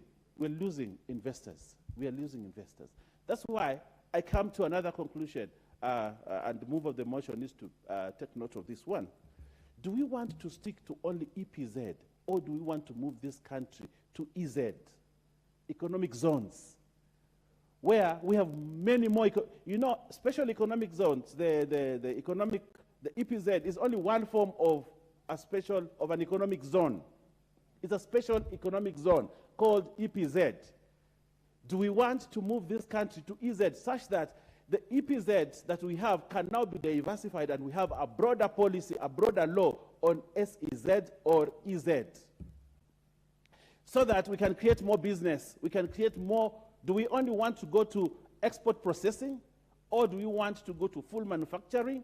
Do we want to go to other areas? For example, the service industry. If you go to Singapore today, you find that their special economic zone, they have an area which is only tourism. They have a zoo. They don't have elephants, but they've brought in elephants. They are benefiting immensely from the service industry. If you go to Dubai right now, they have a special economic zone, but that special economic zone is only for services. And the services industry in the world today makes more money. Countries that have gone into the service industry are making more money, and the GDP is growing faster. So, Madam Speaker, what I would like to enrich the movers' document by saying probably we need to have a broader policy on EZ, economic zones in this country, so that each county has a special economic zone, and they choose if they want to do AGOA or they want to do other treaties, such that this country's GDP can grow as we move forward. Lastly, Madam Speaker, I would like the Trade Committee in this House, as we move on this motion, the Trade Committee to take greater interest in the talks that are going on. As a parliament, we cannot just watch the executive alone handle the AGOA treaty, handle the many other treaties, the STIP which is going on. I think the Trade Committee here needs to have some input in these talks that are going on. And I think the Minister for Trade, the Cabinet Secretary for Trade, has been all over the world. But I do not know whether he carries along with him the chairman of the Trade Committee in this Parliament, so that the input of Parliament can be felt in the negotiations, so that Parliament can also have a say, so that even those treaties that they are signing should be brought here for us to be able to scrutinize, to know what is it that they are negotiating out there, so that we can enhance the experience of the special economic or the economic zone in this country. And lastly, the mover talks about and allow companies to pursue business locally through the 20% waiver to enable them earn a living. Honorable Speaker, the the finance bill will come to this house. When the finance bill comes to this house, it will create all these things, the waivers, the taxes, and all that. But I would like to see the department, the Committee on Trade, come hard and say, no, no, we need to reduce taxes. We need to reduce these levies. We need to reduce these charges to enhance investor confidence or to enhance retention of investors. So, Madam Beatrice Elachi, as we move forward, and I hope you will note this in your reply, as you reply towards the end of this, is that we need to have a greater input in the finance bill. It is the finance bill that will create a greater latitude and opportunity for us to be able to reduce the high cost of production in this country, for which investors are shunning this country because of high cost of production. Lower the rates of production, reduce levies, and be able to make the country a more economic and an investor-friendly economy. That's what we need to do. But also, probably, Madam Elachi, you need to look at whether you just want to stick with export processing zone or you want to open this country to more economic zones in different parts of the country. I thank you, Honorable Speaker. Thank you. This chance will go to the member for Nambale, Honorable Geoffrey Mulanya.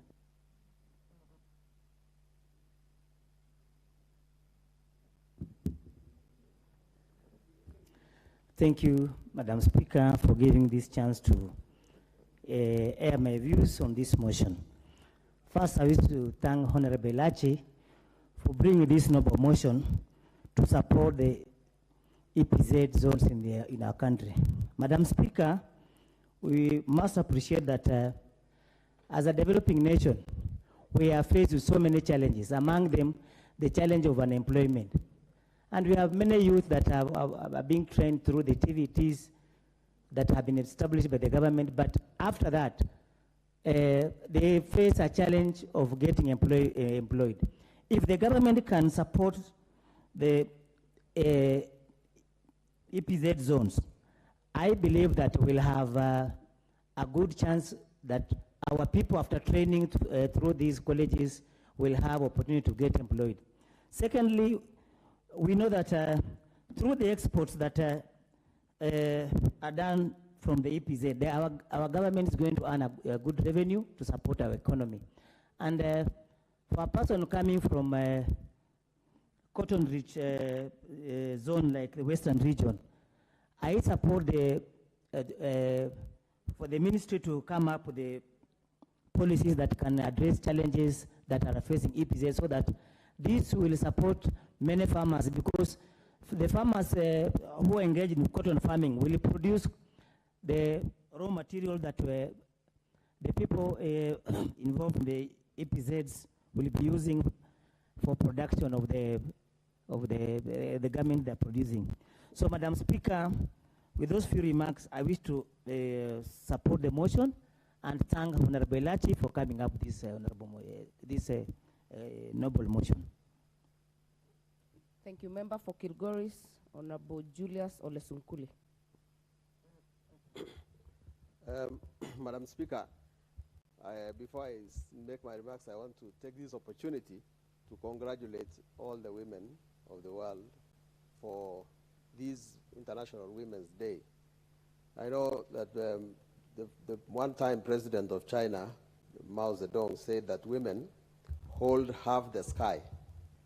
And when President Kennedy was asked in 1960 whether by the year 2000 women will be ruling the world, he said, yes, they'll still be at it.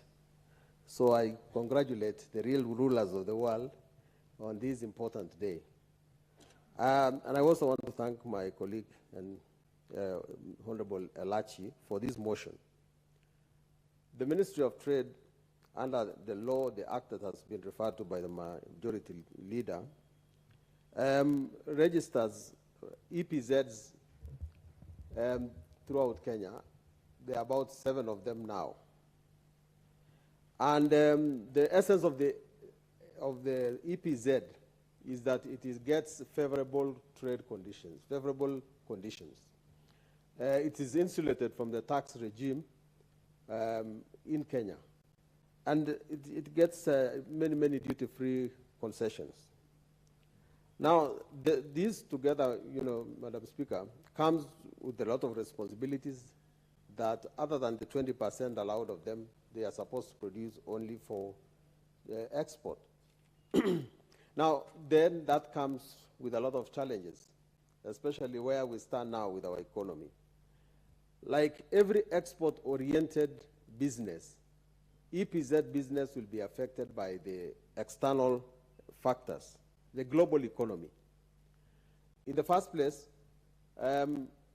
the exchange rate will have to be pegged on the dollar. And when the dollar is low, then the business is okay for us. But when the dollar against the shilling is quite advantaged, then we have a problem with our export business. The dollar in Kenya now, I think, has hit 138 shillings to $1. That will affect our exports a lot. Our external clients would like to buy our goods at a cheaper price. But once this dollar it becomes disadvantageous to us, then they get the advantage over us. Right now, they'll get our goods at throwaway prices, and that will affect our youth from being employed. My second point, Madam Speaker, is with respect to employment of our youth.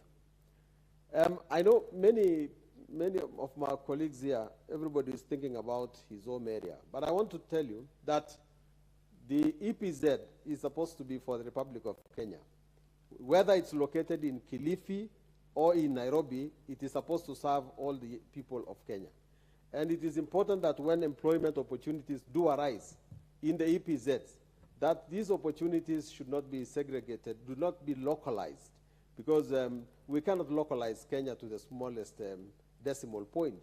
Kenya is still Kenya, and the opportunities that come within the EPZ, wherever they are located, should not be construed to be for that particular location. And the other point, Madam Speaker, which has been elaborated clearly by the Deputy Majority Leader, is this question of AGOA. But I take the view myself that it is wrong to assume that EPZs were created for AGOA.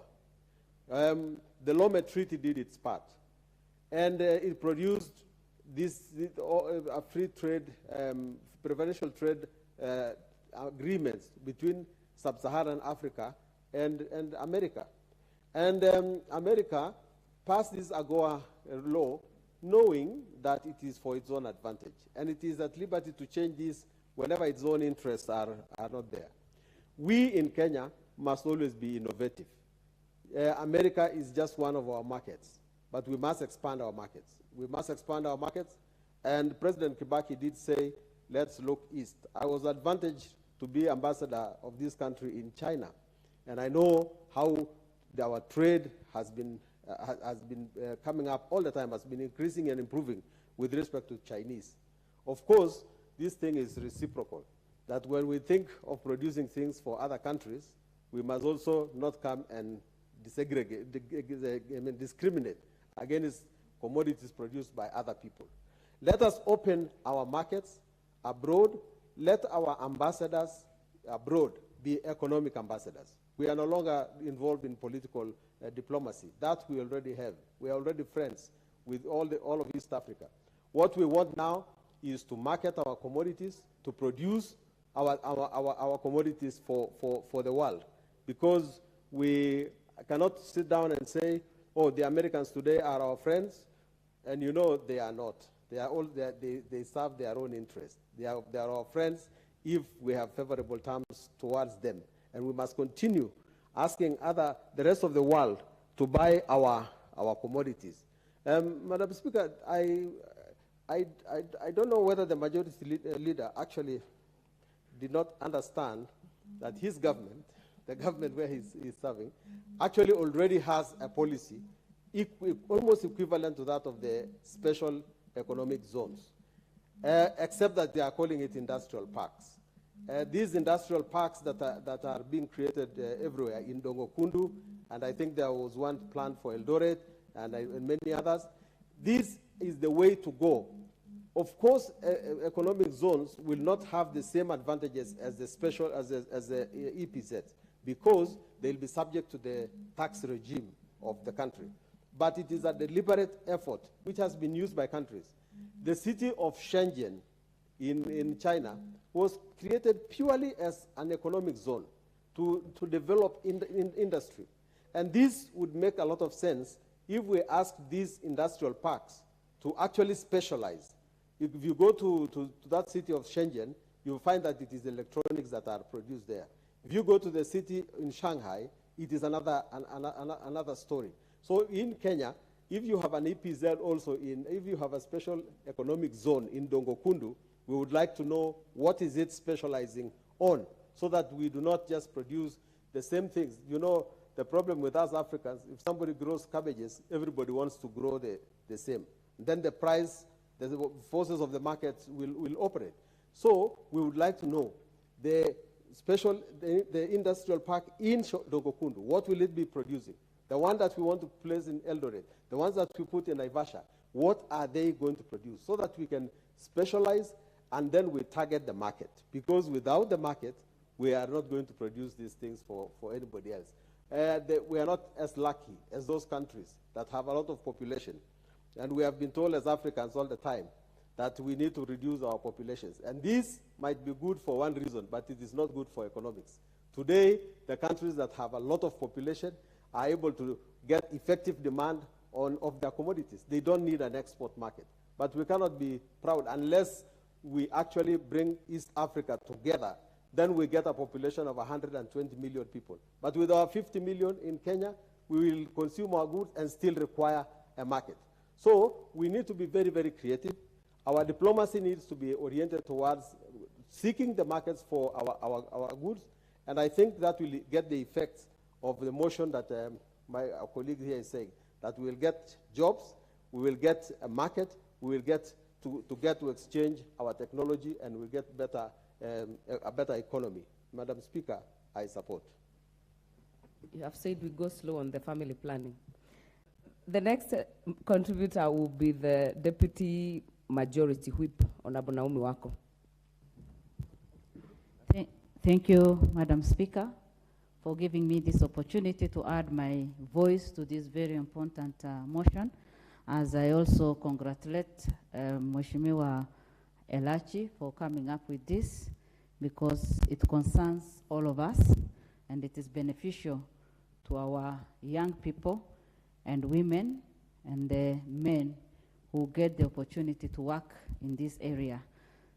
As I said, I stand to support, and the reasons as to why I support, Madam Speaker, are as follows. I support it because of job creation. Kenya is one country that is growing very fast, but again, the challenge that we have with our youth is majority of them are graduates, and most of them are not employed, and they sit at their homes without doing anything, which at the end of the day frustrates them and they get into depression. Many of them have gone into drug addiction because of this, because of lack of employment, and promotion or enhancement of this will definitely mean that a lot of jobs will be created, and that will benefit our young people. Again, it is beneficial to us because of foreign direct investment. Kenya, as we know, is quite attractive to many investors, and many people are interested, many investors are interested. And when we enhance this and grow this to capacity, then we will have many people, many foreigners investing, and that will help us even to export our product to the international world. Madam Speaker, one time we were doing our shopping in USA, and we found our products there. And we were very happy. We ended up buying our own products in USA. And on this, again, I would want to say that it is high time for us not only to target the outside world, but to target our own market, because Kenyans are proud of themselves, and we are proud of our own product. So buy Kenya, build Kenya should be our motive and our aim as we do all those. Again, putting into consideration the purpose, which is to provide an attractive investment opportunity for export-oriented business venture.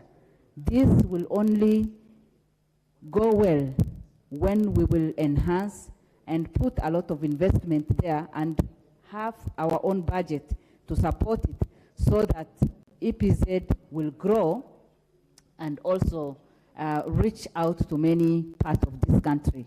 Again, Madam Speaker, through economic zones, Kenya Kwanza government will definitely improve and enhance this, and through the economic zones, we'll be able to be in almost every county so that our young people, our women, and all the people who will get the opportunity to work there will be able to sustain their families. When we look at those who are already employed at EPZ, Madam Speaker, the majority are women. And women are the people who sustain their families. They are the pillars of our society. I will say something on the Women's International Day as I finish, but women are the people who sustain every family, and in every county, you can clearly see that women are very hardworking, and they do whatever they do with a lot of passion. And as we enhance this, I would like to request that special attention be given to women of this country, because sometimes women work very hard to bring up their children. They work hard when maybe even their spouses, go around, drink a lot, and don't even bring the resources home. Women work very hard for their families. And in turn, again, they work hard for this country and build every party that has always been there. And even as Kenya Kwanza, we got to where we are because of the support we got from women. And so let us give a lot of attention to women. And when it comes to employment, the employment should also be very considerate to every part of this country. When you go to Kitengela, the faces you see there are the faces of the people who come from around there.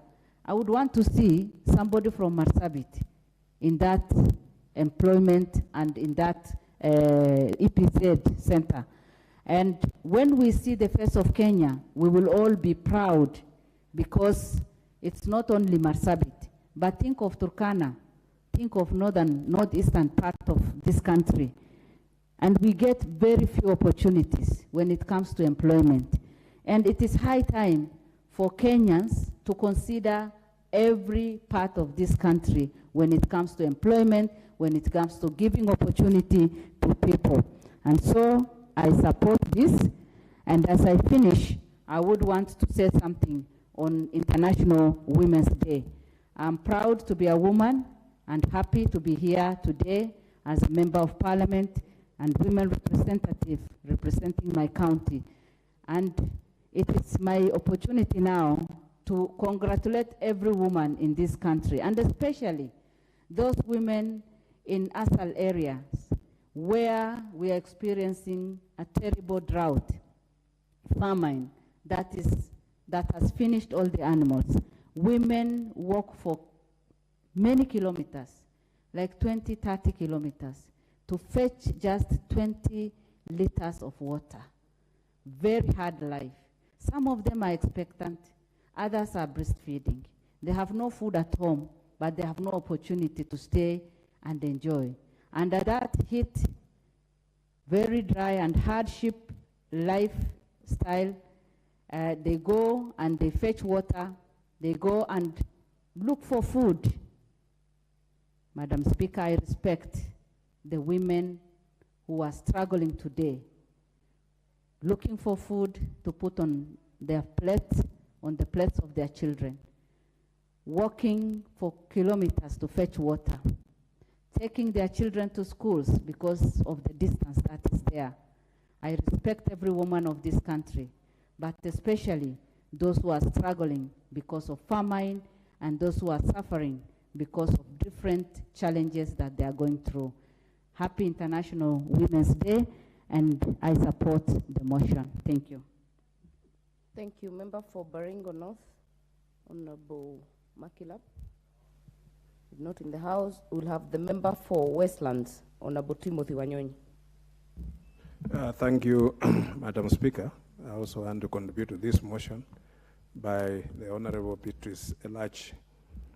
Madam Speaker, export processing zone was created in the in the 90s during the time of President Moi, and it was to enhance export material from Kenya.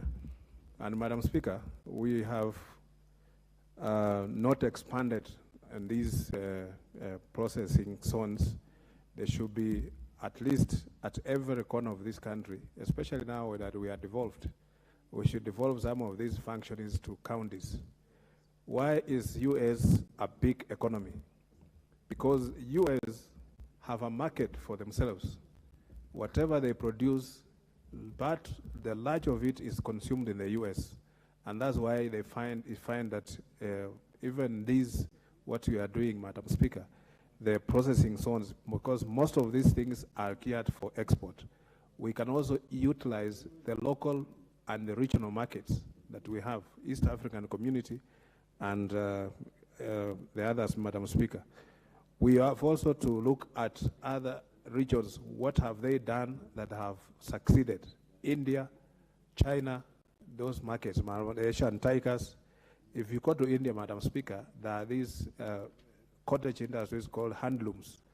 And these people produce, they're just handlooms because they're produced by people who do things almost in manual. And they're exported in countries like ours. Things we import here like carpets, we import some of these silk things. They come from India and they just done in local ways. In China, I'm told that a small industry can just cost about 30,000 Kenya shillings.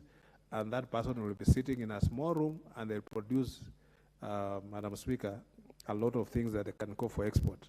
Therefore, we just need the government also to have implemented the policies that are already there that Honorable Sunguli has mentioned, that there's already a policy in place that we need now to make sure that we improve on these, create cheap credit facilities for these investors, and also give them incentives that they'll be able to invest more in this. We can only grow as a country if we can export. If we just rely on imports, Madam Speaker, then our economy will not grow. We must also find a way of exporting, and Kenya is a very rich country.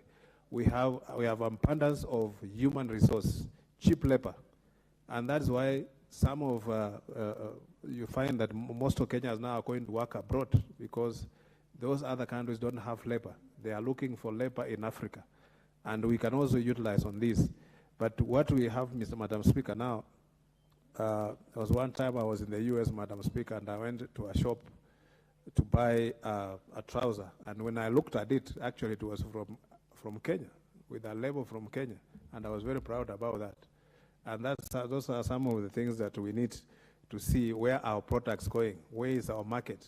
The government must deliberately, through the Ministry of Trade, to find market for our products, that we can sell our products abroad and we can also sell them locally. We can create these markets because sometimes Kenyans are being, Madam Speaker, they are going to buy these second-hand things when we can easily buy these things from these cottages. Madam Speaker, I want to support this motion and say that, Madam Speaker, we need now to look, even within Kenya, how do we export? Even within like tourism, how do we make Kenyans also enjoy the tourist facilities that we have? That sometimes Kenyans have never seen a lion and they stay here. They're just, Madam Speaker, because sometimes the cost is prohibitive. We need to see the cost of production and look at how we can also reduce the taxes that are, Madam Speaker, put on some of the raw materials that are used in these things, so that we can produce these things locally and make sure that we get quality products for export. And I also want to congratulate our women today celebrating the International Women's Day. Madam Speaker, we are with our women, we support them, they're our mothers, they're our sisters, our daughters. May they enjoy the day as they know that we are the strongest pillar for them. Thank you, Madam Speaker. God bless you. Thank you, Honorable Anyonyi. Chance will go to the member for Makueni, Honorable Susan Kiamba. Thank you, Madam Speaker, for giving me this opportunity to contribute to this motion. Also thanking His Honorable Ilachi for bringing this very important motion on the issues of EPZ, which are actually very crucial for the development of this country. And foremost, Honorable Speaker, before I contribute to this motion, I would wish all women of this country a happy International Women's Day, and in particular women from my constituency, and acknowledging that women are major stakeholders in changing this country, in making contribution. I would not also fail to thank the men who have been holding us behind as we come up as women, because I believe even for us to come to Parliament, it's not only women who voted us, men also supported us with ideas, and they also voted for us. So as we congratulate the women and as they celebrate this International Women's Day, we want also to acknowledge men as partners in allowing us to move forward. Now let me come to the motion, Honorable Speaker, and I would wish to say a few points. One, it is very important to realize in this particular country the issue of export. We are actually becoming a net importer. And once we are net importer, this means we have very limited foreign exchange. And this has actually continued to make us a little bit quite poor, because we are not earning the required, we are not exporting enough to make us earn the necessary revenue. That's why you see the dollar is going up, and actually that actually is affecting our business negatively. So I wish, when we look at manufacturing in this country, we realize that EPZ gives us the best opportunity. And I think this is an area that as a country we need to own and actually promote, because if this is the main manufacturing zone for us as Kenyans, we need to promote it so much so that we ensure that we get the required foreign exchange. We realize over the past, EPZ has been doing well. But if you look, even if you visit the zones in the river, they have laid up a lot of stuff. They have laid down a lot of employees. The major reason why this is happening, Madam Speaker, is because even locally, we are not giving them the required market. All of us are running to put on Turkey clothes, Indian clothes, I don't know where. I have nothing against India, neither Turkey. But I think we cannot start feeding other children, children of other mothers, when our own children do not have food.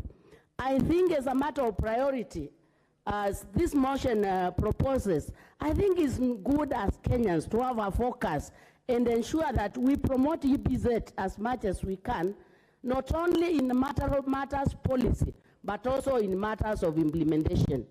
Because if you look even at our uniformed men and women, you realize that most times they are getting their wares from elsewhere.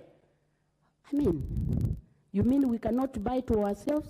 If we cannot buy our own, who will believe in what we are making? So I think we need even to move forward with a kind of slogan or policy where we say, let's first buy Kenya.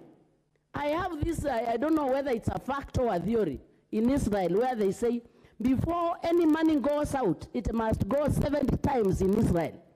Where can we have something similar in Kenya, so that before any money goes out to anybody else, let it go, I don't know, 50 times among Kenyans, and that way we'll ensure we promote our own manufacturing zone. Secondly, we realize that in issues employment, and I think this point has been overemphasized, we are one of the countries that has a very high level of unemployment. And unless we expand our export zones, I don't know where we are expecting, Madam Speaker, this employment to come from. And I think if we gave them the necessary support, we would actually be very well positioned, because this will also become our learning zones. Because we talk so much, if you read the papers in Kenya, you will see a lot of manufacturing. But when you go to the ground, actually, if we were told to take people where we are manufacturing, Madam Speaker, where would we take them? Because personally, I've traveled in this country, and if you look at areas where we are manufacturing, they are actually very much limited. So I support this motion brought about by Madam Elijah, that let's support EBZ zones, and not only even before we think of scaling them to other counties, can the one in the river work to the maximum? Because even taking it to other counties when we have not maximized the export at the river, I think we'll just be spreading very thinly. Madam Speaker, I think this is long overdue, and it needs the focus. Lastly, I've just been wondering as a person, when will Kenyans think like Kenyans? When will Kenyans love themselves? And this I say in relation to these exporting zones. You realize that apart from what the manufacturing that is happening in EPZ, we have a lot of gineries like the one we have in Makueni. That is, and many other areas. You realize that in most areas, even our women, we even do not have any cash crop, especially in arid areas. If we could have things like cotton well promoted, we would not only provide the raw materials needed in EPZ, but would also have the required cash crops and incomes. Now you realize now cotton is a dead crop. Sugarcane is a dead, in terms of export, is also coming to the knees. So I realize, I think it's very important, Madam Speaker, that this motion is given the focus it requires, and not only at motion level, also moving it to implementation, so that we see that we can have impact in our country. And with those few remarks, Madam Speaker, I support this motion, and I hope we can move forward in promoting our exports. Thank you.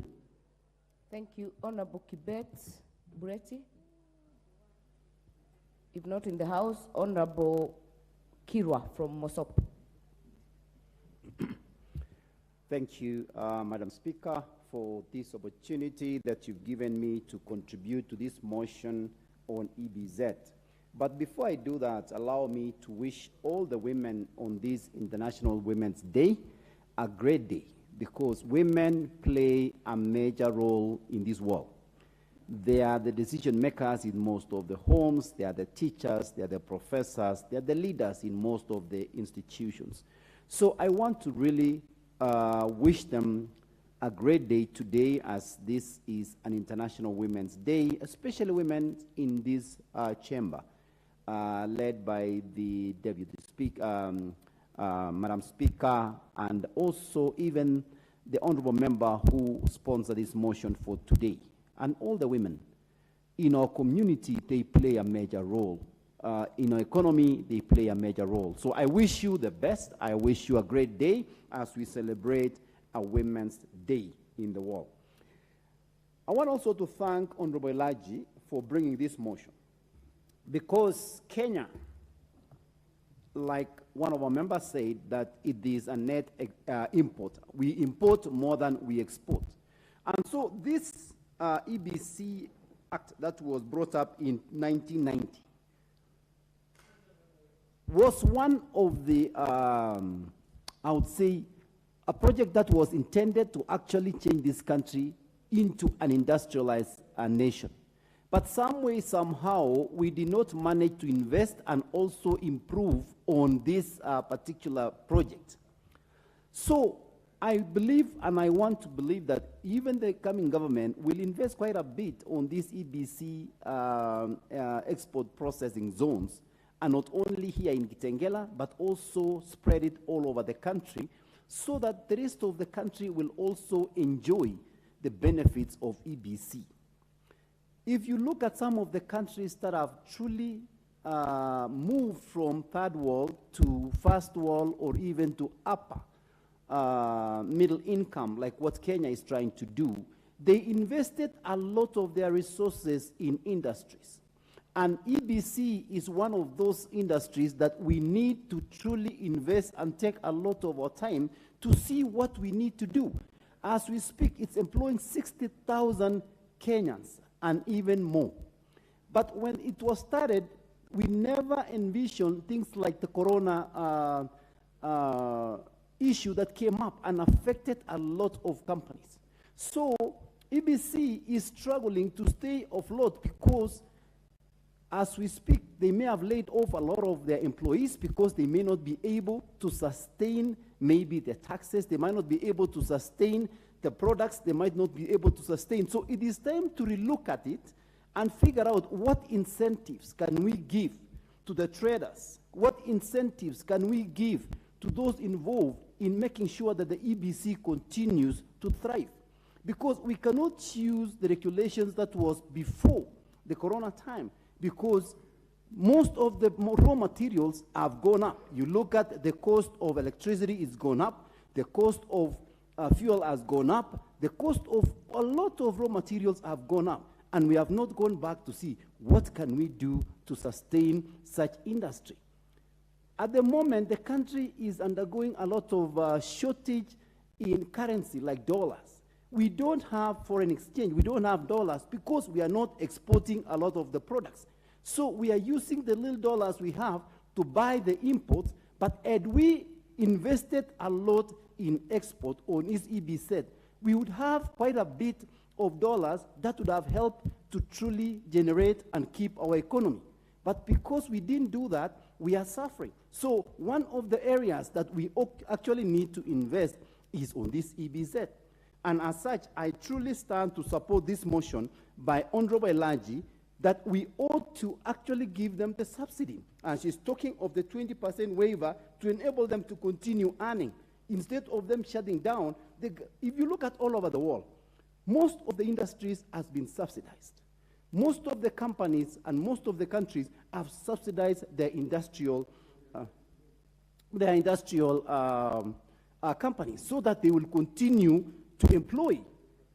You look at, as we say, most of our people are now going out of this country.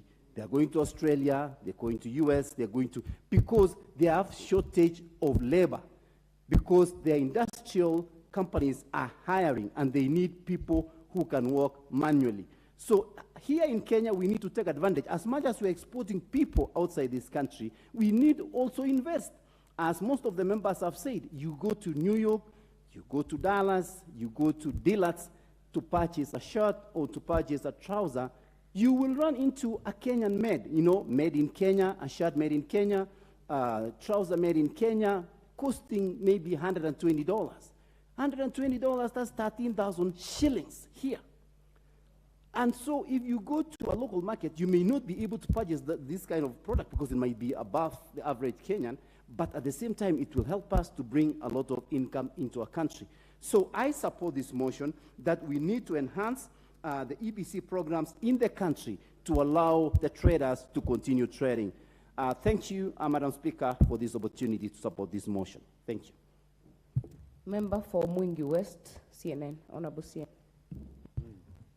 Thank you, Madam Speaker, for giving me this opportunity to add my voice on this motion by Beatrice Elach, my resident member of Parliament. Let me start by thanking her, and secondly, wishing all the women happy International Women's Day. Madam Speaker, this motion is coming at a time when we are experiencing unfavorable balance of trade in this country, Madam Speaker. I'm talking of regionally, not actually in terms of the region, that is Africa and internationally. Madam Speaker, we will also realize that this motion is coming at a time when we are implementing new proper CBC education system. So we will not lack issues of labor when it comes to implementing this issue. Another issue is it's coming when the shilling is losing ground on major world currencies like dollar, euro, and sterling pound. So implementation of this EPZ enhancement, or rather implementation of these EPZ programs in the country will have a positive economic multiplier effect in our economy, Madam Speaker. The only way to actually actualize, or rather to sort out so many myriad challenges we are facing as a country, is going towards industrialization and also increasing exports more than the imports, Madam Speaker. And we will have so many programs, or rather so many benefits, if at all we are going to practice the famous paper we put on Vision 2030, Madam Speaker. Madam Speaker, I'm happy there's a serious legislation which was given by the former President Moi when we started this program, but now it has collapsed. We need to revive it, and based on that, if we do so, we will have no issues of employment. Majority of our youth, majority of our women, they are lying idle in our rural countries. Secondly, we will have what we call investment opportunities abroad, apart from here exporting in Uganda or East African regions. We will have, we will enhance our products, or rather we will enhance our exports in other countries if we are going to promote and enhance this program of EPZ. Madam Speaker, I know there are so many issues which have been raised. The issues of cost of production, because Kenya is one of the countries facing challenges of electricity production cost. There is also issue of inadequate funding when we are experiencing global challenges and shrinking economy. And the other thing is inadequate supply of raw material. But this should not be a case. The inadequate supply of raw material, if we are going to promote these things, we will have farmers now coming in place. And I think these challenges can be addressed. With those few remarks, without laboring so much, I support and thank you, Beatrice Elash, my resident member of parliament. Thank you. Thank you. Honorable Dorothy Kiara.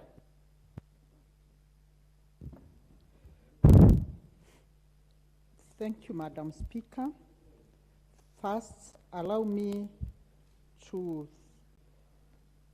celebrate all the women in the country as we celebrate this International Women's Day. And more so, Madam Speaker, you seated on the chair today, I want to celebrate you as a young legislator who has made it to that level. And this is a clear indication that women have made remarkable strides in every scope of what they want to achieve. Madam Speaker, allow me also to celebrate the women teachers in this country. Having been a teacher and having served as a teacher for many years, Madam Speaker, I celebrate the women teachers because of the enormous responsibility bestowed upon them, and I can see some of them in the House today, Madam Speaker, because they have nurtured all of us and enabled us to be where we are today. I celebrate teachers in a big way. Allow me also, Madam Speaker, to celebrate our First Lady, Madam Lecho Ruto, Her Excellency.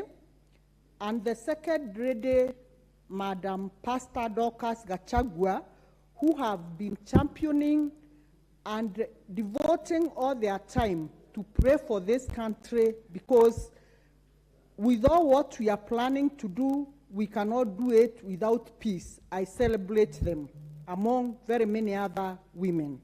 Having said that, Madam Speaker, I want to support this motion and add my voice to it, as I thank Madam Beatrice Erache for coming up with this very, very important motion, which is very, very timely.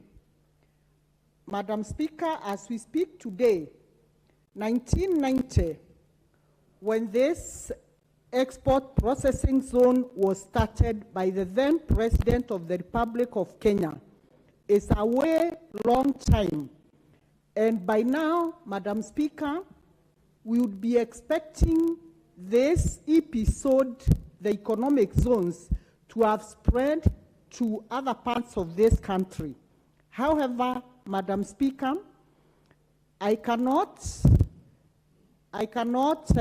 underscore the fact that this program has been steadfast and it is still in operation since then. Having employed a total number of 60,000 Kenyans, Madam Speaker, we would say this is a huge employer, but a lot more can be achieved if we have been steadfast in ensuring that our country becomes an economic country that can provide employment for the country. Madam Speaker, we are worrying so much day in, day out by the fact that very many youths in this country are not employed. And the only way we can be able to employ these youths is not to wait to give them white-collar jobs in offices. We can employ them both informally and formally by using the available channels that we have in this country.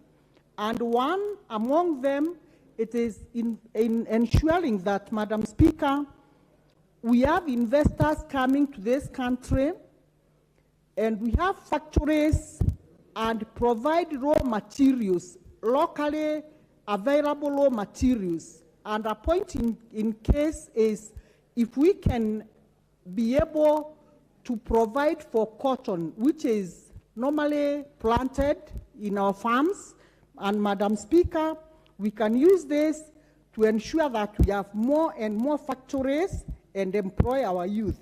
Madam Speaker, I'm aware that the cost of electricity in this country is far too high, and this has been a huge challenge. But the fact that electricity is expensive, that cannot stop us from starting other epicenter zones that can enable this country, Madam Speaker, to thrive like other countries. Normally, we are shocked because when we go to other countries like America, Madam Speaker, we go there and we come back with bags full of clothing. And when you look at the labels of the clothes that we buy, even from the American stores, like the jeans, you realize they are made in Kenya. But when we go to our shops in Kenya, the first question that you ask when you are given a garment to buy, you ask, is it made in Kenya? When you are told it's made in Kenya, you don't even have time to look at it, because we want to buy things made in Turkey, made in India, made in Pakistan, and any other place which is not Kenya. Madam Speaker, this is the high time that we should promote and walk the talk of Buy Kenya, Build Kenya, Madam Speaker. And I'm sure if we do that, then even this policy that we are talking about, we'll be able to actualize it. I support this motion, Madam Speaker, and I want to say the issues that Madam Beatrice Erache raised about inadequate funding, this is something that we can be able to tackle as a matter of policy, so that this country, we can be able to produce enough for ourselves and enough for export. I therefore urge all Kenyans, Madam Speaker, if they can be able to embrace the policy of Buy Kenya, Build Kenya, then as a country, we'll have all the reasons to spread out to the other counties and start these we start these export processing zones in the other counties. Thank you, Madam Speaker, and I support this very important motion. Thank you, Honorable Dorothy. This chance will go to the member for Kitutu Masaba, Honorable Clive Gisairo. Thank you, Madam Speaker. Firstly, let me wish all the women of Kenya Happy Women's Day, and most importantly, women of Kitutu Masaba. Madam Speaker, I would like to support this motion by Honorable Elachi on the importance of us putting more emphasis on the EPZ. Madam Speaker, the world is evolving forward. Our education system is changing, and we need to adapt to the same. With the introduction of CBC, we are moving more to a technical environment rather than a theoretical one. We need to have a lot of emphasis on how we create industries for these youths once they are done with education. Madam Speaker, as we embrace CBC, I would also urge that most of our youth start embracing the TVET colleges, because CBC is more aligned towards TVET rather than the normal university education system that we are used to. And with this kind of training, we'll need to be prepared to absorb these youths into the industry. EPZ was a well thought out idea, but somehow it has lost traction. Kenya, as we speak today, is a net importer. That is why we are not able even to strengthen our shilling. As many contributors have said today, as at yesterday, the shilling is at 138 to the dollar. This cannot be good to the economy of this country in the short run, in the midterm, or in the long run. If we don't think as a nation how we start exporting more, and importing less, the economy is not going to regain. Each region in this country has its own strength. Why don't we have more of these processing zones, both export and also processing zones for local market, taking advantage on what that region can produce at a lower cost? This creates jobs and also a market for raw materials for that specific region. Madam Speaker,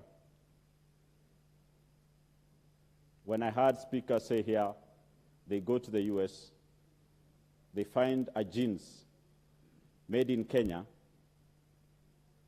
I just hope they didn't purchase it. Because if you purchase it in the US, what you've done, you've participated in capital flight. As a country, you got $50, you walk into the US and buy the same thing you received $50 for at $150. As a country, we've lost $100. So once we find it there, let's encourage those people there to buy it. Let's fly back here and look for it locally. The EPZ needs to be strengthened. Our marketing sector, Brand Kenya, needs to up their game. We cannot just be exporting tourism and expect that you're going to save the economy. we have to start producing more. Otherwise, the youths out there will not have jobs, and the onus will rest on us. We as the leaders will have the biggest challenges. Honorable Beatrice Elachi has brought these to the House at the best and most opportune time. We need to support it and urge the government, as it is a bottoms-up government, that this is the place to start. If we don't do it now, if we don't support industries, if we do not support production, we will have tough times ahead.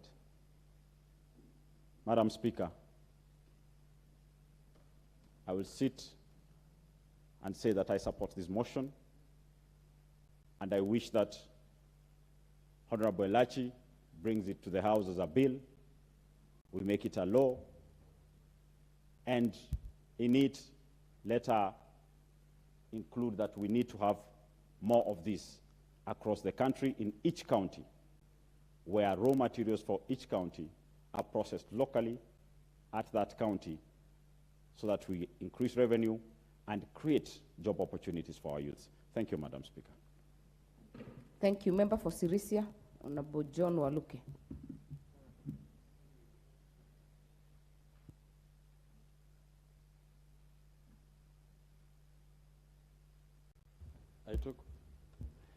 Hello? Yeah, thank you very much, Madam Speaker, for giving me time also to contribute on this very important motion. I want also to thank Madam Beatrice Elachi, Honorable Beatrice Elachi, for bringing in this motion. Madam Speaker, it is timely and very, very important that our country, Kenya, Madam Speaker, has a lot of potential. Madam Speaker, if we as Kenyans love our country the way we love ourselves, Madam Speaker, most of us Kenyans do not love their country like other people in other countries, Madam Speaker.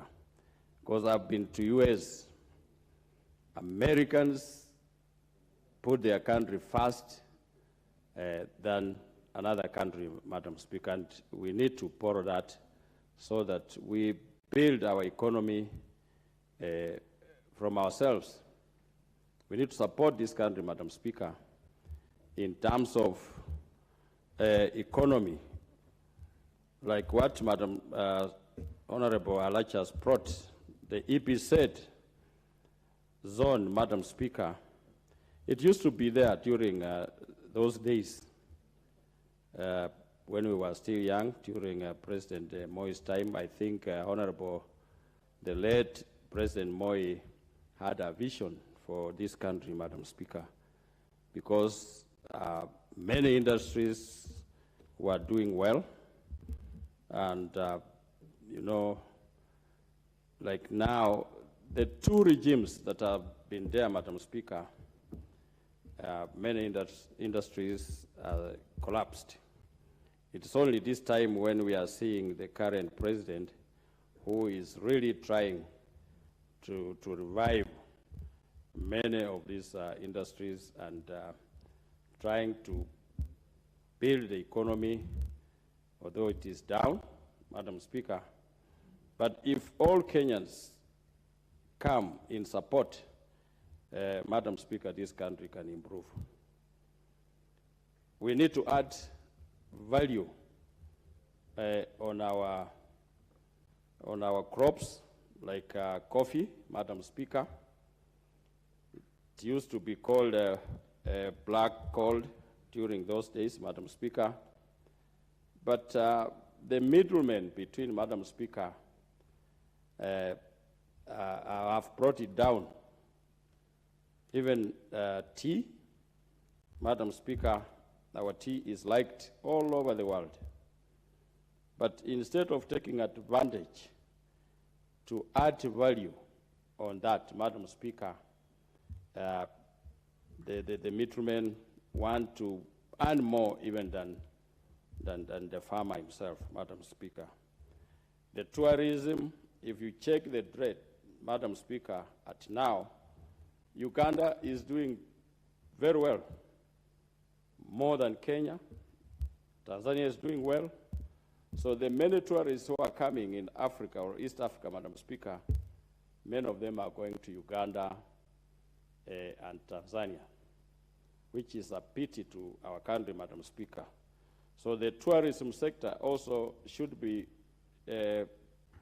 looked into, the marketing, Madam Speaker, of these crops that we are mentioning, Madam Speaker. If we improve on that, Madam Speaker, I think this country, we have a good country, and we can improve in terms of export, because we are only importing. We are exporting very little, and that cannot build our economy, Madam Speaker. So the export zone should be more improved so that the economy can build up. So with those few remarks, Madam Speaker, I support this, and I want to wish women of this country and women all over the world a happy Mother's Day, because, I mean, Women's Day, because they are our mothers, we have our daughters, we have all the women all over the world. Madam Speaker, I want to wish them well and a happy Women's Day, Madam Speaker. Thank you. Thank you, Honorable. Look, even Mother's Day will take it. Member for Mwingi North, Engineer Paul Nzengu. If not in the House, member for Kibwezi East, Honorable Jessica Mbalo.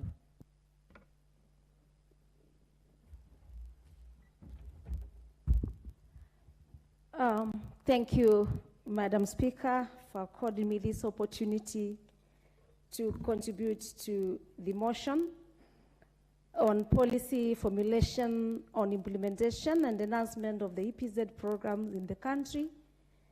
That was tabled and moved by the Honorable Beatrice Elachi. As we congratulate her, Madam Speaker, Beatrice Elachi has brought other many motions, and as a woman, we are celebrating her today in the House. Madam Speaker, before I move, I need also to join other members in wishing the women of this country a happy International Women's Day and a happy Women's Day for Kenyans. And also the women from Makueni, Kibwezi's constituency, the women who have really believed in me, and so they are also today celebrating me as a woman of this country. Madam Speaker, where you are as a speaker, have served there for 10 years. We also celebrate you because you're doing a very good job. Happy Women's Day. Mr. Speaker, Madam Speaker, the motion, and I'm happy about it because the Honorable Elachi is asking the House to resolve, not to urge. I've been in this House for long, and there's a difference between resolving and urging. And I'm happy the motion talks about urging the national government, and of course through the Minister of Trade, Investment and Industry, to develop a policy, Madam Speaker, with the core objective, which is to, among others, address the challenge currently facing the EPZ. We have a committee on implementation, and so still, as the motions are being passed in this House, I need also to ask the Committee on Implementation to hasten to ensure some of the motions that we pass and bills in this House are implemented. And Kenyans can see the good work of their representatives, the members of Parliament who have spent nights and days trying to come up with ideas of seeing how Kenyans can have a better living and also to improve their standards of living. Madam Speaker, as the EPZ was thought, it was, and I want to echo one of my members of Parliament who said it was a very well-planned idea. As a strategist, I would say you can have a vision, an idea, and you don't achieve it. And the same way, it is just like having a dream, and it doesn't come true. So the dream and the vision for EPZ was very well planned, and as it was seen by Madam Beatrice Elachi, the honorable member, that we are really facing a lot of problems and challenges. And so she's urging and asking the government to resolve this issue once and for all. We all have talked about the benefits that we have been getting from EPZ. When I was growing up, I was a girl, I used to wear jeans from EPZ. I used to wear skirts from EPZ. But as of now, we've gone down, and especially after the COVID-19, we've seen most of our youth, women, men have retrenched. And in the country, we're having a problem of employment. So even as we ask for the implementation and enhancement of the same, this program in the country, Madam Speaker, we will create more employment. We will ensure our youth have employment. We will ensure our women who will be working there, who are working there, can have something to feed the kids, to feed the children, and even to feed the neighbors. Madam Speaker, I'm not leaving the men, because I want to say the men are big supporters even for today. Our day, they are our strongest pillars. The men who also need to be employed to feed their homes. This EPZ enhancement of the program will ensure we create more employment.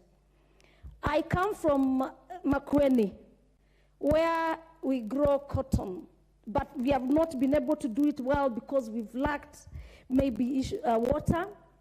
We have no funds, credit, facilities that can be given to our farmers. And so, Madam Speaker, I'm sure with the announcements of this and the ministry, as called upon by the Honorable Elachi, we'll be able to give farmers funds and credit to ensure that we can grow cotton.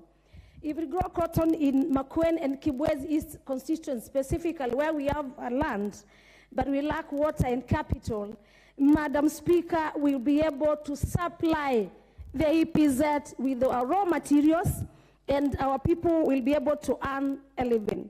Madam Speaker, we also have sisal plantation, and this one now extends to other production areas that we need to look at as a country and ensure that we can have more money and more finances and more income in our country, Madam Speaker. Madam Speaker, the whole initial idea of the EPZ was to promote and facilitate export-oriented investment programs and create incentives for export-oriented production. And of course, in those areas that have been designated as EPZ zones, EPZ. And those are the zones that we are talking about. Madam Speaker, we will earn more foreign investment through exporting our products from the EPZ. You know what the country we are suffering from? We are borrowing from out of the country. And why can't we make money from our country by exporting? Madam Speaker, I think this is a motion that needs to be really looked at and to ensure that this is implemented, not just talked about or debated in this parliament. And it is this parliament that we make laws. It is parliament that we move and pass bills and motions. I think we need to be listened. And I'm sure every other constituency, every other county from the 47 counties we are going to benefit from this implementation and enhancement of the EPZ program in our country. Madam Speaker, what is the way forward? The way forward is to look at the challenges that have been pinpointed, and the one the members are pinpointing, and we see how, as a country, we can ensure that we have, taken care. For example, inadequate financing. We are asking the government through the Ministry of Trade to ensure that we have enough financing in terms of credit or cash to our people, our farmers, or our local business people, so that we can ensure that we are okay instead of going to import from out of the country. We have no problem with importation of what we cannot produce, but why can't we produce it locally? And I want to echo my fellow members of parliament who are saying, why can't we buy Kenya and we build our country? And so this should be our slogan. We should be given an opportunity, even if it was for exporting, to buy it local, to buy our products local, and to ensure that we promote some of our industries that are in our country. Another way forward that we are looking for is we can also look for the markets and ensure, especially the proposed ones, we ensure that we can have negotiations for market access, and especially near, areas like the East African community, to ensure that what we produce, we can sell. And this, I'm sure the government, through the ministry, can do that. So, because we are lacking markets of the same, as a country, we must come out and ensure that we make available, through negotiations, market access for our products. We also need, Madam Speaker, to ensure that since we lack loans and credit facilities, the Ministry of Trade and the government should provide the credit facilities, provide loans for our investors, for our people, our local manufacturers, to ensure that they have enough to produce and sell internationally and locally. So, Madam Speaker, this is a motion well thought, and again, I want to go on record to congratulate Madam Beatrice Elach, who has thought and... Your time is up. Member for Kandui.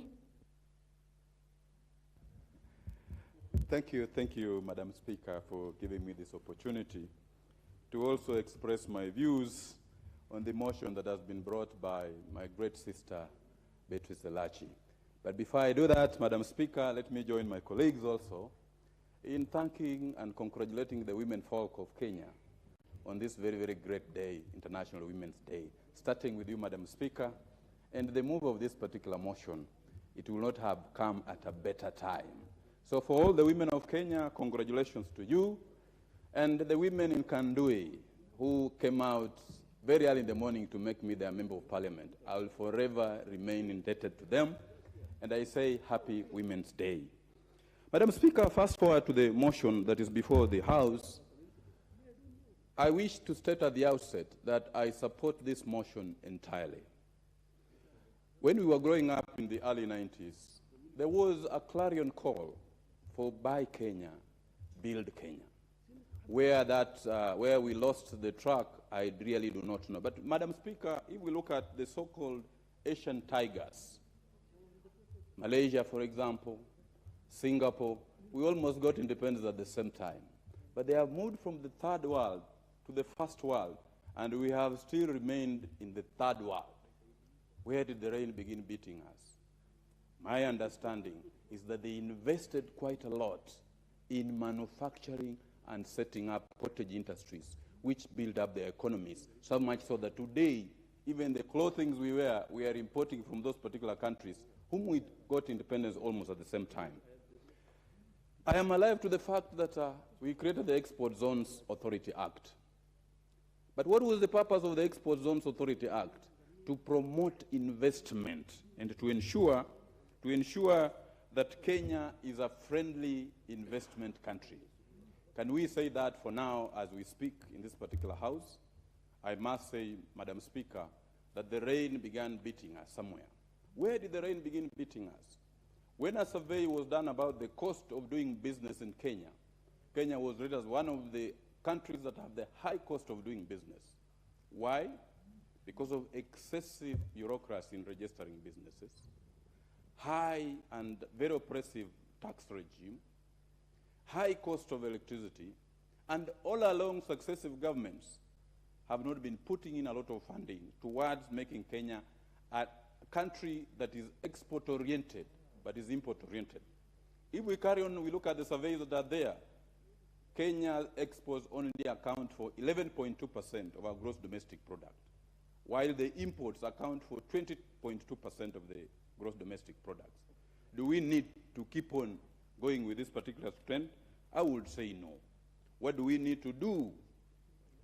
The issues have been identified in the motion that has been brought by our very dear sister, Beatrice Elachi. One of the problems is underfunding. As it came out in the president's speech, we have been subsidizing consumption rather than production. So moving forward, Madam Speaker, I think we need to strengthen our export processing zones and ensure we put adequate funding to fund cottage industries so that we can move from a consumption society to a production society. And looking at the Export Promotion Centers Act, we need to expand these centers to almost all our counties, because even in our counties, what the governors are calling industrial parks are actually places where we can have cottage industries to ensure that we have job creation for our people. Madam Speaker, the cost of electricity is very, very high in this country. And I do not foresee or envisage any cottage industry that will operate without electricity. Madam Speaker, I think we need to look very, very critically at the cost of electricity in this particular country, because it is hampering the cottage industries, and it's one of the reasons that have been identified for non-performance of the export processing zones. Equally, our tax regime. Our tax regime, if we look at just even an element like, if you look at your electricity bill, you will find around 60% of all the items on that electricity bill are basically levies. So we really need to look at how we can cut down the cost of electricity and be able to improve our export processing zones and make Kenya an investment-friendly country. The motion, as prepared by the Honorable Beatrice Elachi, seeks to urge the government, through the Ministry of Trade, to develop a policy. I am aware before the Export Processing Zones Authority Act was passed, there must have been a policy framework. So we need maybe to relook at the policy framework that was undertaken as at that time, before the Export Processing Zones Authority Act was passed, so that we can be able to look at how best can we make it, how can we improve it, or how can we carry out effective amendments on the Export Processing Zones Authority Act, so that we can be able to have these export processing zones working, so that we can be able to have employment for our people, exports to other countries, so that we can build our foreign exchange. Madam Speaker, I would rest my remarks by indicating that there is need to clearly strengthen our agricultural sector. Because even if we have these are export processing zones, if we do not have the raw materials to feed into those export processing zones, we will be banning from both ends, because then we'll be forced to import raw materials from outside countries to bring back into our export processing zones. So we need to emphasize our agricultural production in this particular country, focus on it so that we can have sufficient raw materials that are supplied to these particular export processing centers, and have the necessary and requisite skills so that we can have goods that can compete effectively in the international market, branded Kenya. And finally, Madam Speaker, the Export Processing Zones Authority needs to pull up its socks. I have looked at the audit report for the Export Processing Zones Authority, and there are a lot that needs to be done so that it's an organization that serves the people of Kenya effectively. I rest my remarks, Madam Speaker, by supporting this motion. Thank you, Madam Speaker. Thank you. Member for Kajiado Central, Honorable Memusi Kanchori. Thank you very much, Madam Speaker, for giving me this opportunity to also contribute my voice to those of my colleagues in support of this very noble motion by the Honorable Beatrice Elachi, who also happens to be my constituent. And Madam Speaker, being International Women's Day, let me start by celebrating the move of this motion. And you, Madam Speaker, as we celebrate all the women in our country, our sisters, our mothers, our wives. Madam Speaker, the women are our support system. I know women want to say that they are our support system and they are the pillar of families, but let's say as men that yes, they are. You are our support system. You are the support of families, and the women of this country, Madam Speaker, are doing a great job. Let me also just in a special way celebrate the pastoralist women who, Madam Speaker, happen to be the most hardworking of women in this country. Madam Speaker, even when a drought is ravaging this country, at least 15 counties have been affected, the pastoralist counties. Madam Speaker, we are seeing resilience from pastoralist women. They continue walking hundreds of kilometers in search of water just to put food on the tables of their family. Madam Speaker, let me also just urge our county governments, especially in pastoral areas, that the idea behind devolution was to end this kind of suffering from our people. Devolution, the drafters of a constitution wanted funds to be devolved, wanted funds to go down and improve the lives of our people.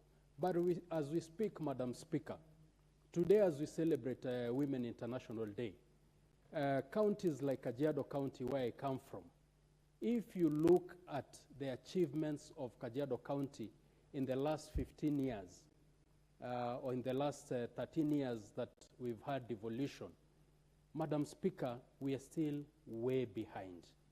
Our women, our daughters, our wives are still walking hundreds of kilometers in search of a precious commodity called water. Madam Speaker, I urge those who are mandated by the people to alleviate the suffering of their people through prudent use of finance. Having said that, Madam Speaker, a lot has been said by my colleagues on this motion, and I also support the fact that unemployment is a disaster in waiting in this country. Madam Speaker, at any one point, any politician calling for a baraza, at any day of the week, you will find hundreds of young people attending these barazas. And it is not that what we are telling them in this rally is amazing. It is just idleness. Madam Speaker, as a leader in this country, I look forward to a day that a leader would call for a political rally on a weekday and would not have anybody to address because people are busy. What would bring such change to this country? It is going through such a route of coming up with policies to enhance or to bring about EPZs, not just in our constituencies, but also up to our villages. Madam Speaker, this is the only way that we will create employment. This also will help us see the gaps of our raw materials in terms of manufacturing, Madam Speaker. And this will help us cover these gaps. This will also transform our education system. Madam Speaker, what we have as an education system currently is not working for us. We have graduates with degrees, with diplomas, who are coming out of colleges, who are coming out of universities without any proper skill of doing anything. You would find a graduate who cannot even cook ugali, Madam Speaker. This, Madam Speaker, has to end in this country. But to end this, to empower our young people to have skills, is to go through the manufacturing route. The cost of doing business also, Madam Speaker, in this country is prohibiting. And as has been said by my colleagues, factors like electricity, which is a major factor of production, is highly expensive. Madam Speaker, there are countries that have gone the route that we want to go. What is wrong with us just saying, what did these people do right, and following such routes? Why are companies, why is the world manufacturing everything in China? It is because the factors of production have been made cheap. One of the factors of production that is extremely expensive in this country is not just electricity, but also land. The price of land in this country, Madam Speaker, is prohibitive to investors, Madam Speaker. All these are things that must be looked at critically for this country to progress. So, Madam Speaker, I also support and I congratulate the move of this motion, and I urge her not to leave it at that point. I urge her to push it on to a bill, bring it back to this House, let us legislate it so that it is now law that we can enforce. With those few remarks, I support Madam Speaker, and thank you for giving me this opportunity, and have a happy Women's Day, Madam Speaker. Asante. Thank you. This chance will go to the member for Gatundu South. Thank you, Honorable Speaker, for this chance to contribute to this very important motion that has been brought forward by the Honorable Beatrice Alachi. Madam Speaker, first of all, from the onset, I want to say that I support this motion, and that it should even be pushed forward to a bill so that we legislate on it, as has been said by my colleague. And I note with concern that in this just ended calendar year, we finished the year at a deficit of balance of payment amounting to a whopping 948 million US dollars. Our balance of trade was standing at a negative 5.4 billion US dollars, Madam Speaker. This is way down from 1.4 in 1994, a positive 1.4 in 1994. This tells you that we are increasingly becoming a consumer economy. Madam Speaker, there is no nation that is known to ever develop from reliance on imports. Every economy that flourishes must produce its own goods and sell them to the world.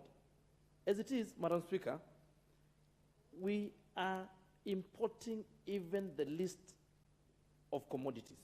We are importing toothpicks. We are importing matchboxes and such things. Very basic commodities that can be manufactured here. What that means is that that employment opportunity has been given to someone else in another country. Every time you consume goods from other countries, then you have donated an opportunity for employment of our youth. So therefore, any opportunity to manufacture here locally is most welcome, Madam Speaker. But then we must also ask ourselves, when we bring the EPZs, what advantages do they bring to us? And you realize we get a lot of employment, but we also have an exemption of tax on inputs in these EPZs. That means that if we increase the EPZs and we do not produce the raw materials for these EPZs to use, then we are creating an avenue for loss of taxes in this country. Therefore, this thing must also be looked widely so that we promote our local industry and our local farming. For example, we have production of apparels in the existing EPZs like at the river. But you find that KVDA that used to give us, Kerio Valley Development Authority, that used to support farmers to give us cotton, and even cotton that used to be produced in Mwingi and other places in Ukambani, they have died, Madam Speaker. So these things must go hand in hand. We now have an industry that is coming up, creating apparel or materials or textile from bamboo. These are things that we must promote. And these things are huge because, first of all, when you start growing bamboo, then we are helping farmers to also retain water and help our water resources and our water sources, and also to increase the production and recharging of our underground water, so that when you have drought like this, then our underground water does not get depleted. So we must look at it and also look at how to help our farmers give us raw materials. We are a tea that produces most tea in the world. We are number 3 producers of tea and number 1 exporter of tea. But our tea goes to the market not value added. We sell tea in bags of 70 kilograms, Madam Speaker. If we allow EPZZ to come here so that we value add on our tea, Madam Speaker, it will mean that tea will be leaving our country in what we call the stock keeping units, SKUs, that are available at the market, so that the tea that leaves our country is available at the supermarket in any other country, the way it left this country. That means our tea last year produced 159 billion Kenya shillings. But that tea, when it got to the market of the world, was worth a whopping 670 billion Kenya shillings. All this money was lost because we do not value add. If we have this EPZ, then we put our tea there. Then we say that our tea is going to get to the market value added. Then all this additional money is left in this economy. This is how we're going to help our farmers. This is how we're going to help our youth. This is how we're going to create employment for our youth. Madam Speaker, one of the things that is so prohibitive in this country is the cost of electricity. And even as we make these EPZs, they will still find it hard to produce if our cost of electricity is still as prohibitive as it is. We must think of a way of encouraging investors to invest in our clean and green energy that also increases our base electricity, so that we do not have intermittent productions like we get during solar, using solar and wind, so that we get more reliable sources of supply, and this is going to increase our affinity to investors in this country, Madam Speaker. Madam Speaker, again, when we look at the infrastructure, our tax infrastructure in this country, it is such that you find it easier to produce in another country than to produce in this country. So I welcome this idea of manufacturing, so that even when you walk in other economies, it feels very good when you find goods produced in this country. But when we allow people to come and produce in this country and then export in other countries without the residual benefit to this country, then we are losing out, Madam Speaker. So I really support this motion, and as I sit, I ask, I wish you and all the women of this country, especially those from Gatundu South, who woke up very early and made sure that they have elected one of their own, as they would say in my language, that one that they have given birth to. And it is true, we are here to support them and to articulate their issues. And Madam Speaker, I wish you and all other women of this country a very happy Women's Day. Thank you, Madam Speaker. I would need to confirm from the women of Gatundu South what they mean by one of their own. But this opportunity I'll give to the Honorable Andrew Okwome, member for Karachuonyo. Thank you, Madam Speaker, for giving me this opportunity. I'm seeing our problem in this country as, number 1, unemployment. And number 2 is the trade, which really means foreign exchange, lack of foreign exchange. I thank Madam Honorable Elachi for the motion, because this motion is addressing these 2 issues. 1, if we can increase our foreign exchange, we will be able to solve a lot of our problems. And our foreign exchange can only be increased if we manufacture, and that foreign exchange. In manufacturing, we are told the cost of manufacturing in Kenya is prohibitive.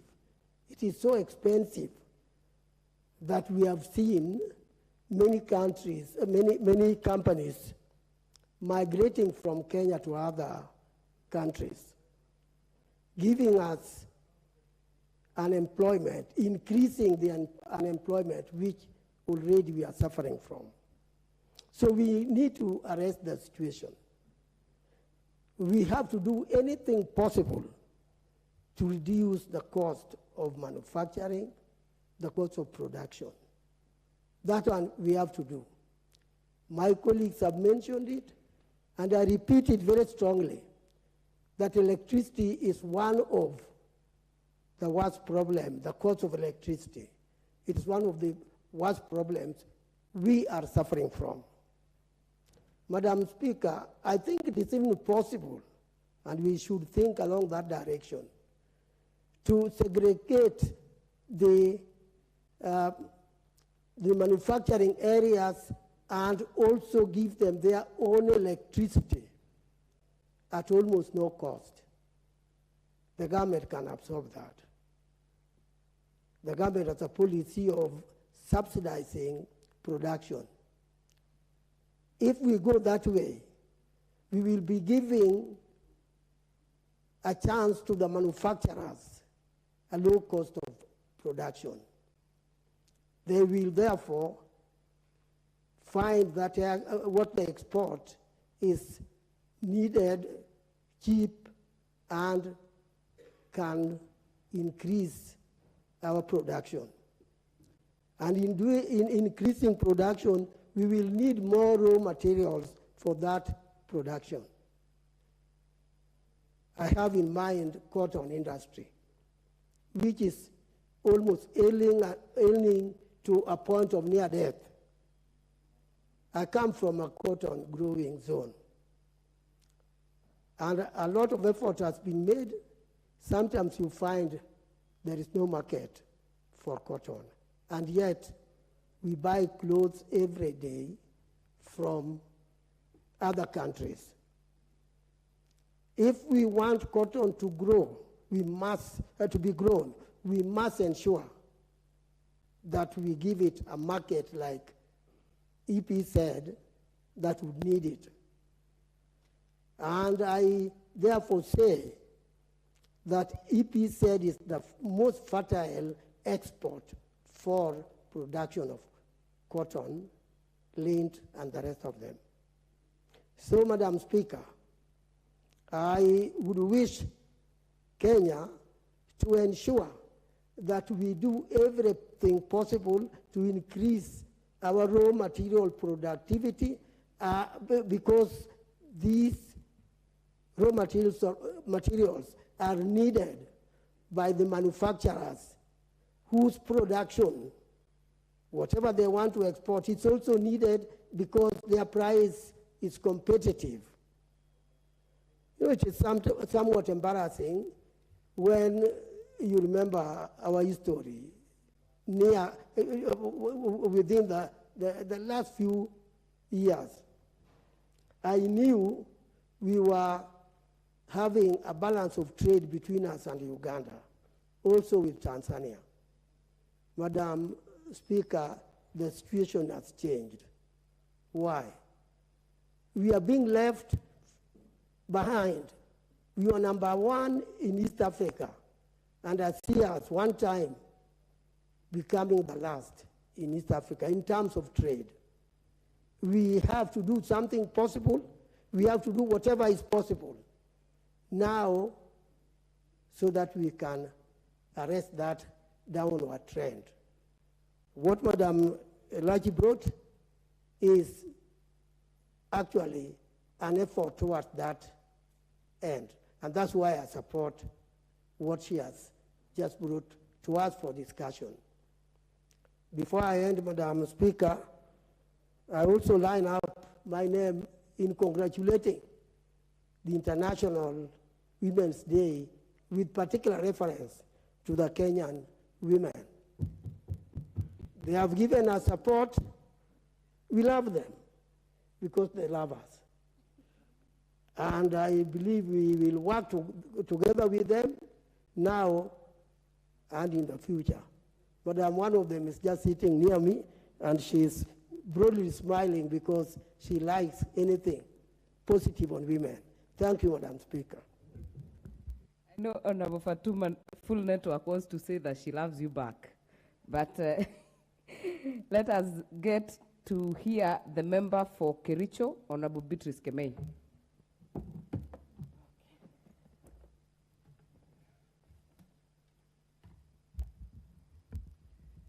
Thank you, Madam Speaker, for giving me this chance to speak to the motion brought by Honorable Beatrice Elachi. But before that, Madam Speaker, allow me to join the rest of the members in the House to wish all the women happy International Women's Day. I really want to appreciate the many women of this country, in particular starting from the First Lady, Her Excellency Rachel Ruto, and the Deputy President's wife, and coming to the legislators here. You are seated in that seat. I want to congratulate you and wish you a happy Women's Day. And all the legislators here. We have so many women who have actually made things to be the way they are. Being the homemakers, women have no tribe. These are the people who cross borders to live elsewhere, to be born elsewhere, to work elsewhere. And I say they can multitask, multi-skilled, and they do many things within no time. I want to appreciate also the women working in EPZ, where we have this motion today, and professionals, the pastors, the homemakers, legislators, the farmers, and all the women who are doing hard work to make sure that they bring food to the table. And I wouldn't stop thanking and congratulating the women of Kericho County, not forgetting those who are working in the tea estates, even when the conditions are very harsh. I appreciate and congratulate them for even staying and working hard. And I believe the women of this country will actually take their space and say no to sexual harassment and exploitation as we celebrate them today and the many other days. And for the motion of today, I've said it has come at the time, and especially today when we are celebrating the Women's Day. Madam Speaker, I say EPZ is actually a very important authority to us that was established to mainly facilitate the export-oriented investment in this country. And in particular, EPZ has done much, mainly with the creation of job opportunities to the many of our people in Kenya. And mainly, this one will increase income generation. The many women working in the EPZ, I would want to say that women are very important. They pay attention even to details, and they do better when it comes to quality. They are also very efficient. So the employment opportunities that have been created by EPZ is great, and I appreciate that. EPZ is also important because skills are developed. And when we talk of the TVET, that actually we have many of our youth going to study there to earn skills. They can only have these skills developed and practiced in EPZ. And not forgetting that maybe the products from EPZ are exported to other countries, and that is where we earn foreign exchange. And EPZ also use the locally available materials. And here, we look at it like it needs to be increased, it needs to be improved, and the programs needs to be enhanced. When I say this, Madam Speaker, it is very interesting that people go to outside the country, buy clothes from Kenya, and I'm happy that with when they have it made in Kenya, it is very encouraging. But I would also wish that many of our people learn that we have these products that are exported to other countries. We only imagine we import products or very good clothes from outside. I want to tell the Kenyans we have them. So the 20% that is actually sold in the country, we need to take it seriously. However, what is lacking is marketing. What is also lacking is publicity of our products within. The way we have the agricultural shows, maybe once in a year, I wish we can also have a day when the products from EPZ are marketed and they are shown and actually shown to many of our people in Kenya. That is when they will appreciate and they will be able to buy from within. The challenge that we have about the cost of production, which is very high, is key. And we have to really look at this seriously. Why am I saying so? When the cost of production is high, the profit margin is low. And this one will even make our investors to close their businesses and go out. So for us to attract many of them, we need to look at it. The country, the government through the Ministry of Trade need to look at it seriously. Electricity. We have to look at the many other sources of power so that this one will go down. When it comes to water, harvesting of water and looking for the many other ways of making sure that water is available throughout, being a cost of production is also important. When we talk of raw materials, Madam Speaker, we have our cotton, and I appreciate the Kenya Kwanza government. I believe the implementation will be done where cotton, being one of the crops that we grow, will actually be improved so that the raw material that is used in the EPZ will be made available at a very fair price. I would also say that land where setting up of this, the EPZ is placed should actually be looked into, because that is also a cost of production that go up. And when this one is done, I know, Madam Speaker, the enhancement will go up. I would say that we have many of the brands, the big brands that prefer Kenya materials outside the country, like even this one that we call the Calvin Klein. They love our products, and I believe the quality will always be improved. This can only be done when the cost of production goes down, and then those who are making them will try to make sure that they improve the cost of production. And Madam Speaker, having said this, I would also say that the graduates from TVET needs to be given space in such places, those with, and then to be given the machines that they need to use, like the sewing machines and all that. With that, Madam Speaker, I want to support this motion and say it has come at the time when we really need it, because many of our graduates have no employment. Somebody with a B+ going for a job that is simple, others like today. You know, the KFS program is ongoing, and from what I have gathered, Madam Speaker, people of B+ are going to try to get space where the minimum requirement is a D+. This is to tell us that we need to expand. We need to expand our marketplaces. We need to expand our industries so that it can absorb many of our youth. Otherwise, the cases of unrest in this country is also caused by the much unemployment that we have. And if EPZ is improved, I know it will be able to absorb many of our youth, many of the women, and our market will also improve within and without. With that, Madam Speaker, I support the motion, and I thank Madam Elachi, Honorable, for bringing this one forth. Thank you very much. Thank you. Member for Nakuru.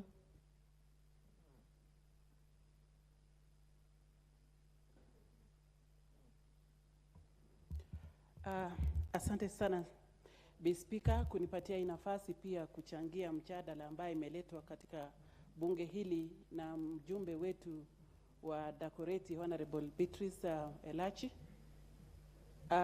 Ni jambo la maana sana, sababu mambo ambayo tunaongelea leo ni kupenda kujenga nchi yetu kwa kutumia vitu yetu ambaye tuko nazo ama mali yetu katika nchi yetu ya Kenya. Nawapongeza sana. Kabla sijaendelea kuongea juu ya hii mjadala, wacha nichukue hii nafasi kuwapongeza wamama wote ambaye wako ndani ya hii National Assembly. Nawapongeza sana. Nachukua hii nafasi kupongeza Elaji pia kwa kuleta mjadala huu. Elaji, nakupongeza sana. Ninakumbuka vizuri sana vile tuliteuliwa pamoja tukiwa Senate, tukiwa pamoja na Mother. Nawapongeza sana. Pongezi, Mungu awasaidie sana. Acha nichukue nafasi pia kupongeza kina mama wote kutoka kwa wazazi wetu ambaye waliweza kutuzaa na kutulea na hata kutupatia nafasi ya masomo. Mambo ambaye tunajadilia leo ni mambo ambaye inajenga uchumi wetu. Bila kwenda kusema mambo mengi, wacha niongee mambo ya Nakuru. Nakuru kuna sehemu tunajulikana kwa mambo ya kufuga kondoo. Na ninaposema kondoo, mnaelewa kwamba kondoo ya Nakuru ni ile kondoo ya hali ya juu, quality yake iko juu, na hakuna haja kununua mats kutoka supermarket. Ninaona ni nafasi mzuri ambaye pia wakulima watajenga uchumi yao.